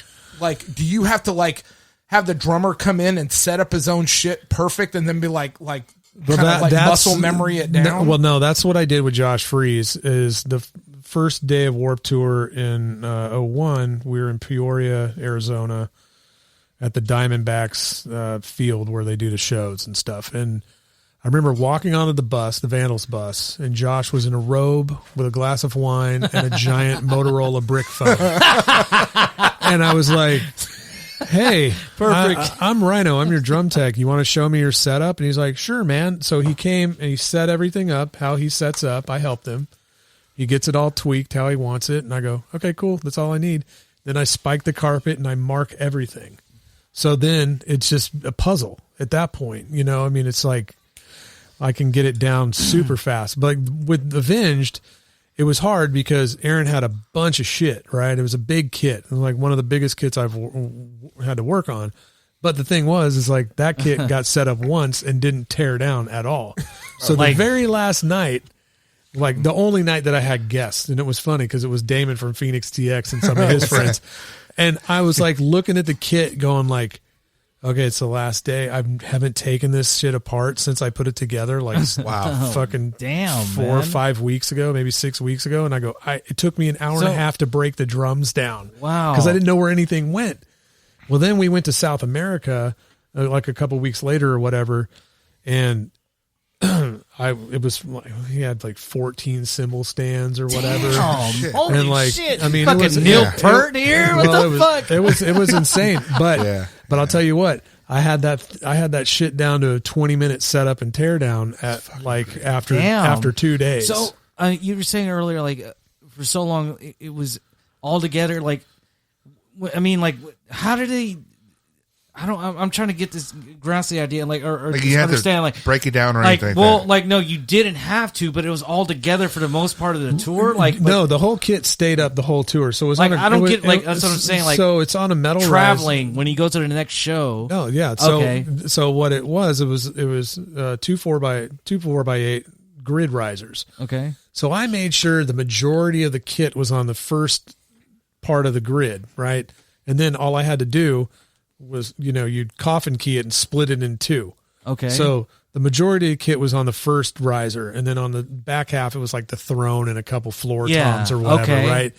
And then forklift down into the truck, boom, done. Damn. Just all together. And what was cool is this was a winter tour, right? So, the drums, I really didn't have to fucking change the heads on this tour at all because during the show, all the fucking venoms and everything are going off and, flames and shit everywhere. And sounds good. But then, even if they stretch out, then they're going in a cold ass truck for a drive, they're going to shrink they shrink back up and then they sounded money every night. It's great. Awesome. Interesting. So I think I changed the snare head, quite a bit, but the toms, I think I changed once on that whole tour. Yeah. You have any Avenged stories, man? It was like Ultra Jacob, by the way. Okay, well, I was more of a pre-rev fan. I don't have a lot of Avenged stories. I only really did like what did I do? U.S., South America with them, which was nuts. I didn't do Europe. What year? Yeah, 2010. 2010. That Okay, was Coheed? Did you do the Coheed tour with them? No, we did the Rev. Rev was passed? alive during that time. So it was like early tour 2010s he passed away, or the tour we did was it was Avenged, Stone Sour, New Medicine, Stone Sour, and Hollywood Undead. Hollywood, okay, another drum builder, Darren Pfeiffer from Hollywood. I was about to say, Darren Pfeiffer has Pfeiffer Drums. Yeah, he's one of my friends. Yeah. Nice. I'm not a drummer, but I'm a halfway. I'm a half-ass drum tech because my dad's a drummer. So when I was a teenager, when my dad would go gig, I would have to go set up his drums for him. So get to work, well, dude. I mean, like I'm a half-ass drum tech. Hey, but I play guitar. I don't even fucking play drums, man. Like and I make drums for like huge dudes. Like pretty weird, but he got it. I'll tell you the story. It's funny when I first started with Descendents. My first gig with them as their like tour man, not Free Press. Free Press, I was just a liaison basically, but my first show with them was doing Riot Fests, and we did Riot Fest, Brooklyn.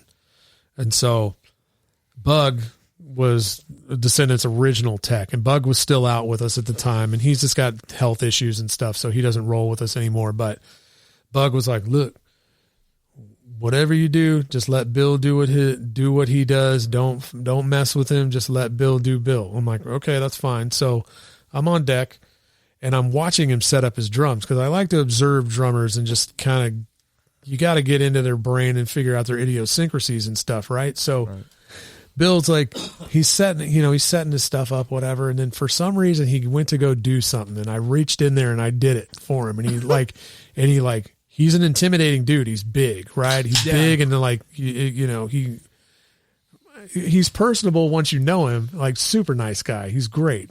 But he's fucking scary if you don't know him, right? I could see how that would be intimidating. Right. So like I reached in there and like fucking he stopped doing it. He like looked at me all kind of weird. And then he's like, wait a minute. Like, you knew what I was going to do before I did it. And I go, yeah. And he goes, so you understand drums? I go, yeah, I understand drums. And he's like, and he goes, okay. And then like 3 days later, he's like, you tune them. I like how you tune them. Damn. And so, but Bill's so particular with how he sets up. He plays a 14-inch rack, 18 floor, 22 kick, but it's like, doing a movements like boom or that for a 14-inch rack. I mean, very minuscule movements, but it makes it's all muscle memory to them. It's you know all what I mean? muscle. And if the head's not at the right angle when they got it, it throws everything off. Well, we travel with our own throne. We travel with a snare and cymbals. That's all we do. So every day is a different drum kit for me. But we travel with our own heads. So he'll use the same set of tom heads, a 14 and an 18, deep vintage 2s, and fuck, dude, these things last for like a whole year. We'll use a set for the whole year. Put them in the fucking cymbal case. So have you ever showed up? Have you ever showed up to a venue like or a gig and they don't have right size drums? Oh yeah, because that's an oddball size drum. A 14-inch tom, like rack tom. Yeah, like that's It's funny because I need a 10 by 14, and we showed up. This was we were playing in Buffalo, and then all East Coast was having storms that weekend. Yeah. So like at 1 o'clock in the morning, my phone goes off and goes, your flight's been canceled. I'm like, what the fuck? Like we're supposed to fly to Portland, Maine to do a show. And so like everybody's out except for Stefan and Andrew and I. And so we're up till like 5 o'clock in the morning trying to figure out how the fuck we're going to get to Maine. We were flying everywhere. We didn't have, we're like, well, can we get to like New York and rent a van? Can we we're trying to figure out how to reroute our flights and then get a van and get to where we're going. And then finally at like 4 o'clock in the morning, we're like, fuck it. We got to drive. We got to get a van. So I rented a van. I got there at 6:30 in the morning, picked it up, and then we had a 9-hour drive and Jesus Christ. And we got to the club, right? And this is where that comes in to like, the dude had a 10-inch tom there, not a 14. I said 10 by 14. You said 10 by 14. Well, that's how you, well, yeah. He just said 10. Yeah. So, it was 10, yeah. So it was super funny because Bill won't play a 13. He won't play a 12, only a 14, right? He'll make do with a 13, like if we have to, like in China, like he would do it. But it was funny. We did that sound check with a 10-inch rack, and he was just losing his mind. He was like, "It's so small." And he was just banging on it. Just like, how do you tune that down to make it sound like a 14? You can't. It's just like, it's all super tight, tight or whatever. But I mean, but we, it was normally what we like to do is have 4 hours for setup. Before 4 hours before sound check, because it's only me and Andrew, so it's like, everything has to be right, and if the PA's fucked up, Andrew's got to fix it. I got a good fucked up PA story for you. Oh, I'm a front. You saw my garage. I'm a front of house tag too. So. Ultra Rob. Okay, so then I'll tell you this story. So we were playing the Electric Factory in Philadelphia, and we got there early, and I was unaware that there was a noise ordinance that you couldn't make any noise until 5, right? So I'm like, great. So I had the band at the fucking venue way too early. You know, I'm like, oh God. But those dudes are cool and they're just like, fuck it. And they split and whenever did whatever. Well, you know, Andrew all day, you know, so, I mean, we set up, we got everything set up. We just couldn't make noise until 5. So we're all set up and everything. And we go through sound check and I go check on our merch guy, William, and I'm walking back to the backstage and I see Andrew just kind of pacing like a fucking caged animal in the middle of the floor. And I'm like, what's up, dude? What's wrong? He goes, half this fucking PA is blown up, man. They've been like band-aiding everything and like lying to me all day about this PA. It's fucked up. Like it's all like, well, I don't know. We had a Tejano band in here on Sunday. Everything was fine. Oh yeah, it's always. Oh yeah. We just had a band last night. They were fine. Oh, everything was great. Yeah. So I go into the office, the manager's office. I'm like, hey Jerry, this is Andrew. We got some concerns or whatever. I mean, we're talking. This is 5:30, 6. Doors are at 7. You know, so. Like, hey Jerry, your PA's fucked up, and like the dude knew it was fucked up, which is fucked up because like we didn't even get finished saying anything, and he had already picked up the phone and started dialing the fucking like PA, you know, the sound company. So at 7 o'clock when kids are starting to come in, fucking line arrays coming down. Oh, like Jesus. we're bringing the stacks shit, down, man. fucking changing everything, like right at doors. Wow. You know? So the Nightbirds played 20 minutes and Fucked Up played like a 30-minute or 40-minute set, whatever. By the end of the night, we were only 30 minutes behind schedule, putting in a new fucking PA at doors. Oh, they put a whole new line array stack? Jesus. Yeah, I mean, they brought them in and fucking flew them right there in front of the kids. It was crazy, dude. But we made them do it. Fuck you guys. We didn't break your PA. Fucking Tejano band or not. Fuck you. Like, yeah. You know, fuck you guys. and what's crazy is that like, club owners do that shit, and they're like, "Oh yeah, we got great shit." Oh, yeah. no, but it seems like, you know, like TM's is like, if it wasn't for them, the show would not go on, man. Like, for instance, you said you had like a whole bunch of weather at the East Coast. Your flight got canceled. You had to make arrangements at 5 o'clock in the morning to drive over there. I mean, that's the PA. And it's like, but the show continues to go on somehow, man. Nobody sees the crazy shit. Well, it's like a quote in like one of the things I read, like, there are no sick days. The show must go on. But you know what's funny is we did Snowcore with Sparta, and it was Hot Water Music, Sparta, Dredge, and Glassjaw. And one day Glassjaw, Glassjaw was setting up, and like their techs weren't there. I was like, where the fuck are your guys? And they're like, oh, they're sick. I'm like, sick? Get the fuck out of here, sick. Like, get those dudes out of bed. Let's go. Like, it's all their buddies. Yeah. Well, I mean, you know, I don't know, man. Like, I got like violently sick on a Bad Religion tour. I don't know what happened to me, or I ate something wrong or whatever. But I still fucking like throwing up and shaking and fucking all that shit. Still doing your fucking and job. Still sat there next to Brooks during the set and like fucking did the bit. And hell yeah, that's work ethic. Goddamn it. Well, I mean, that's what you're there for. Yeah, I mean, you're their guy. Job, you know, you that's have why to do it. It's not like every day you have to show. It's like for like a 2-week stint, 3-week stint. You know what I mean? That's why you're living our dream. Yeah.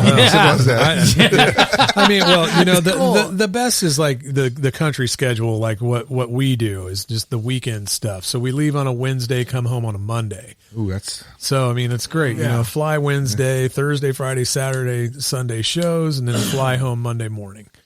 You know, that's how we do it. And I mean, that's great. It's a great schedule. And when we were fully going with Hypercaphium, we would do that, and then, you know, do the 4 shows, and then we'd have like a week and a half off or 2 weeks off, and then do another 4 shows. So we just did it like that. Yeah. I mean, that was a great schedule. Not jumping in a van and just touring for no. Those days 6 are months. behind you. No. You know, you done. Or a bus. I mean, even on a bus though. I mean, that's terrible. I mean, we van, do a bus now. We used to. I mean, depending on the tour, we would fly everywhere and then either rent a van or do Ubers or get picked up or whatever.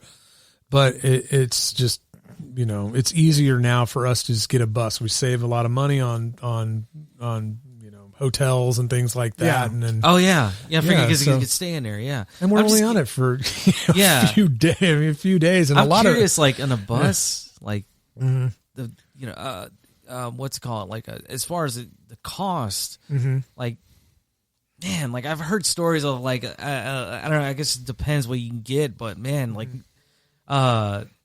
monthly, I've heard. Man, I forgot. Like there's just one band called Scary Kids. Yeah, Yeah. I remember that, like they would blow a lot of their money like on Heroin? on that too, drugs, whatever. But like on tour buses, and like I remember reading an article and they were saying it was like, I could be wrong, but they said it was like $30,000 a month. I don't know if that sounds right. No, I mean, but, yeah, does that sound about right? Well, dude, I mean, like for us, even like, so the buses, like most of them are like in Nashville and Tennessee. There's some, I mean, there's kind of salt and pepper throughout the states or whatever, but the main hubs are down south. Yeah. So like, if you're starting a tour in fucking Seattle, the bus has got to drive all the way up. So yeah. you're paying for all the deadhead drives. You're paying for, you're paying for all that stuff. So, Yeah. I mean, just for us to go and like do it depends. Yeah. Like it could cost us like $20,000 just to go do 4 shows. God. You know what I mean? Yeah. But that's because of overdrives and where we're going and like, oh, we're going to Canada. It just depends. It depends. But you work all that into the cost of the tour and tickets. Correct. Yeah. I mean, that's how you budget a tour. I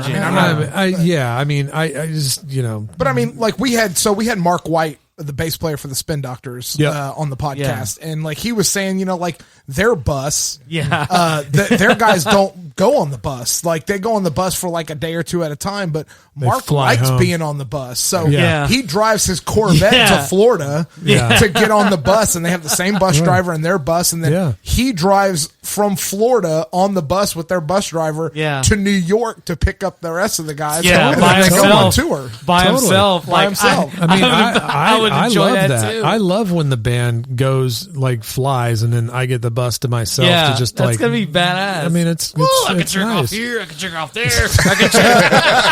Skeet. I love it. Yeah. So the last aspect of kind of like kind of the Rhino picture that I wanted to talk about, speaking of pictures, is you do a lot of photography and stuff also. I do, yeah. Is it a lot of band photography, videography? Like that's kind of Jacob's jam. I'll kind of let you I didn't even know that. spearhead this a little bit. What system are you on, if you don't mind me asking? I mean, too, you Fighting want words to about know where a lot of my spill. pictures come from these days? This is iPhone. Google Pixel right here. Seriously, like Cameras are not too bad on them. Dude, I got tired of carrying my rig around. For sure. I I would carry a Pelican case with a bunch of lenses and all my shit, I hear you, man. And it's a fucking pain in the ass. And then it's like, you're dealing with lighting and all that shit. Yes. And the fucking camera phones take just as good as pictures these days. Absolutely, man. Right? And then you could throw in Lightroom on your app. Fully. And you can got Lightroom. I'm telling you, man. It's insane. But Absolutely. what's weird is a lot of, if you look at my Instagram, Jeff Neumann Photography, I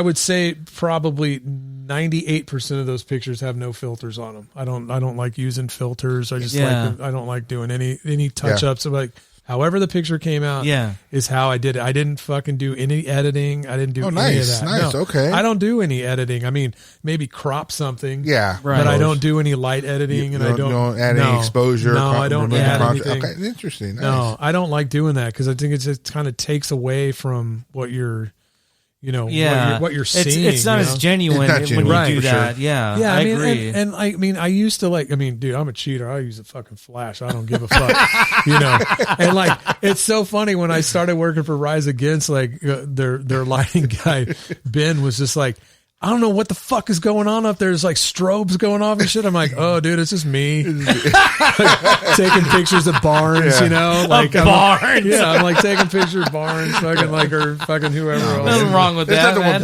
Nothing wrong with bouncing a flash off a wall or anything. No, man. You need the light. Yeah, for sure. I mean, I use a flash. I'll actually show you this photo I took of El Jefe. El Jefe, pinche away. Pinche away from NOFX. From NOFX. NOFX. NOFX. NOFX. Yeah, but so this picture that I took was stolen. Stolen, you Well, say? I like this is where this is going already. The mischief, huh? God damn it. No, well, I got a random like message or something going like, "Hey, your photo's on the Fender website." Fender, eh? Yeah, and I'm like, what do you mean? It's like, oh, that picture you took of Hefe is like the main picture, like behind, like the ghosted a picture behind the Telecaster. Oh, wow. So like this picture was like, that's the one I took of him. And that's raw, huh? This is pretty much like no That's edit or good. anything. I mean, just a flash. Yeah. You know, so that's No, raw. I mean that's straight off your That's phone? like your phone. No, this one I took with my 40D. Oh, My okay. Canon, yeah. Let's say that's pretty damn Oh, so good. There you go. There goes back you're here. Canon a guy. Canon guy. Yeah, that's what he's getting at. Like, Canon guy. what are you, huh? I'm a Canon guy too. Yeah. It's more natural on the skin tone. Canon, Yeah. baby. That's me geeking out. But whatever. Yeah. So Fuck yeah, your fucking, I Nokia- still have my rig and all my stuff. It just Nokia, whatever. I'm Icon. Just icon.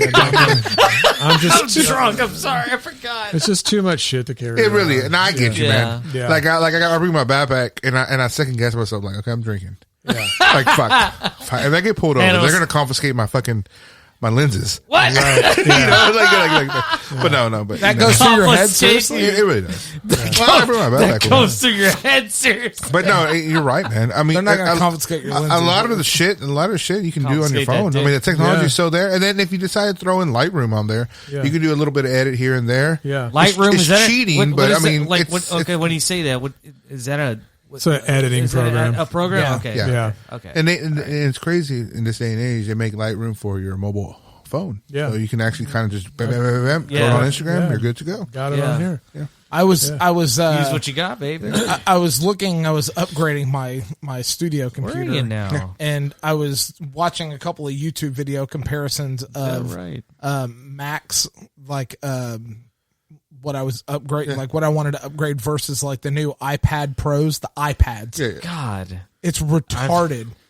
You know how powerful, like just an iPad is over like.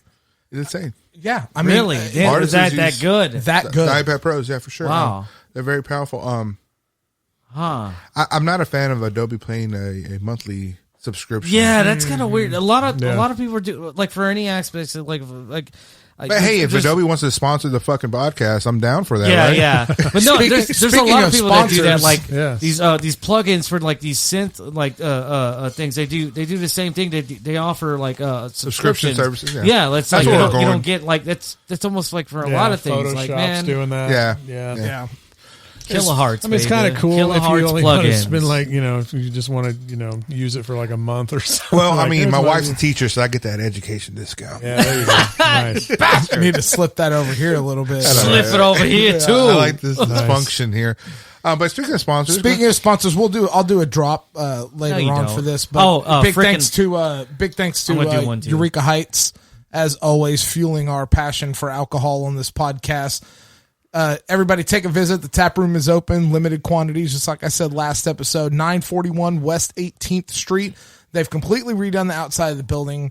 It looks great. We're going to get over there and do something when it opens back up. Hopefully in August is when their anniversary is. I talked to Evan and I may double dip on this. We may get the podcast out there, get my band playing a little bit going on, you that's know. great. Nice. So make it we happen. may get some stuff going on. So But if you haven't been there, go there and try Yeah. the Space Train.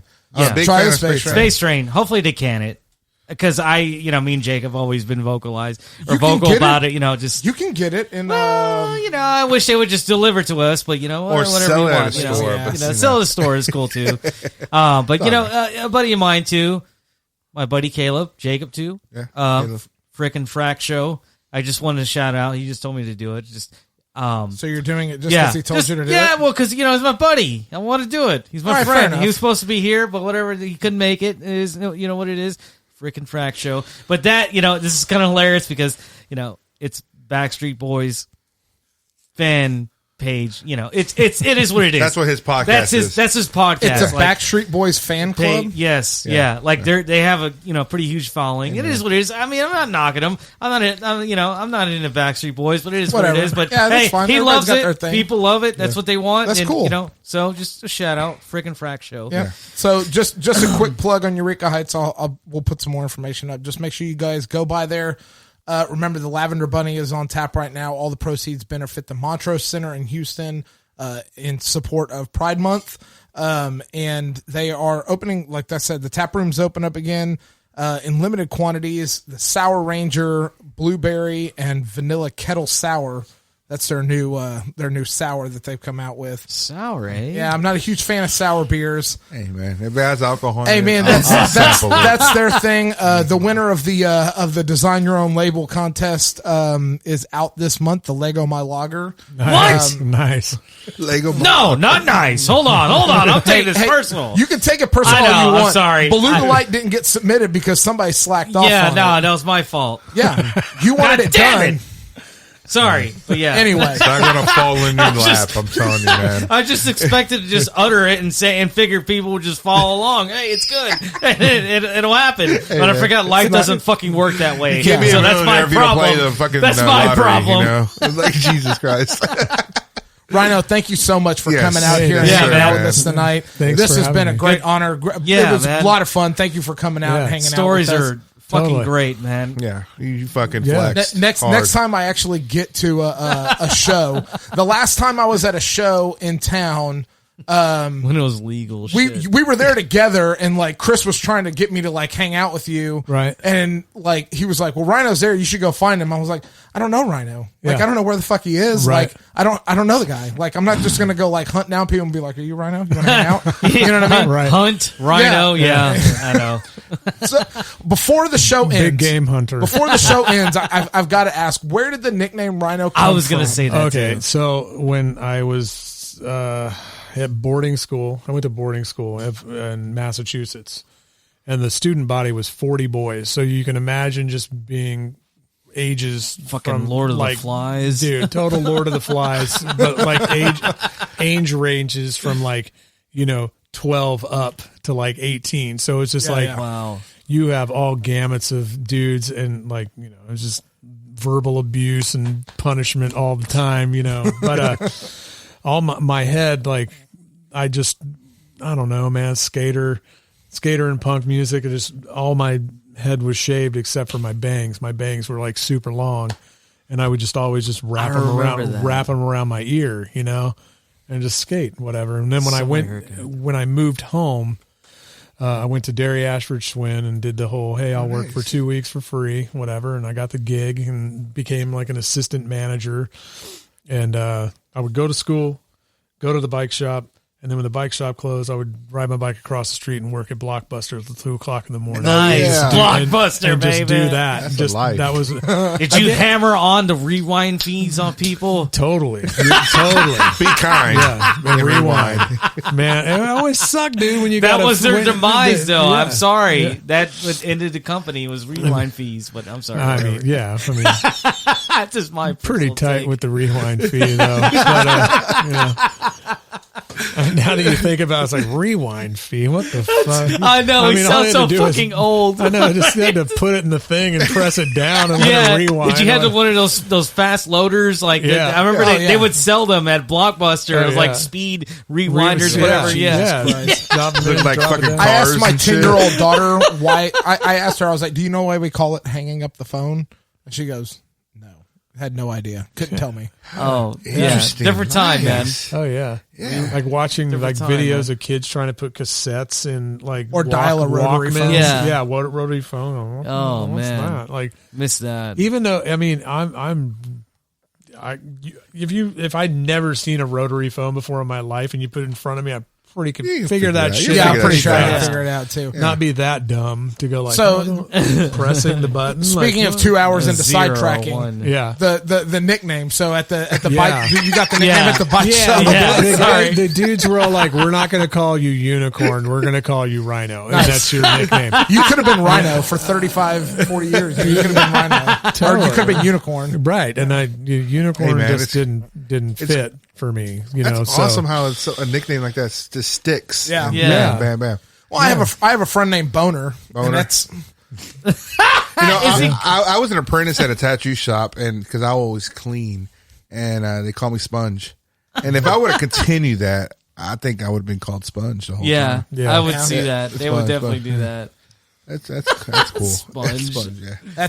I used to look like Kevin Smith, and they called me Lunchbox, and that's Oh, I got Lunchbox? called Lunchbox. The FenixTX guys would call me. Did they? Adam would call me Lunchbox. yeah. Lunchbox Yeah. was my nickname for a long time. Yeah.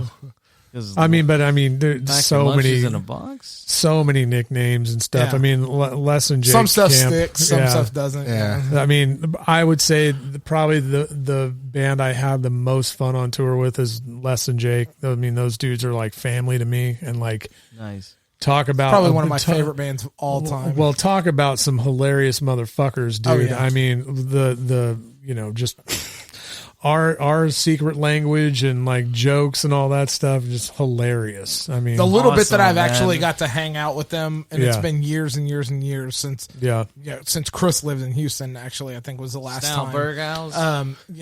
I mean, it was just a great time. Like we were Yeah. hanging out backstage, and I was just a kid. I mean, I would think I was 15, 16 years old, Yeah. and just kind of in awe, like listening kind of what was going on and, Yeah. and stuff like that. And yeah, I mean, those guys are fucking hilarious. And, Oh. and their on stage banter, between Chris and Roger.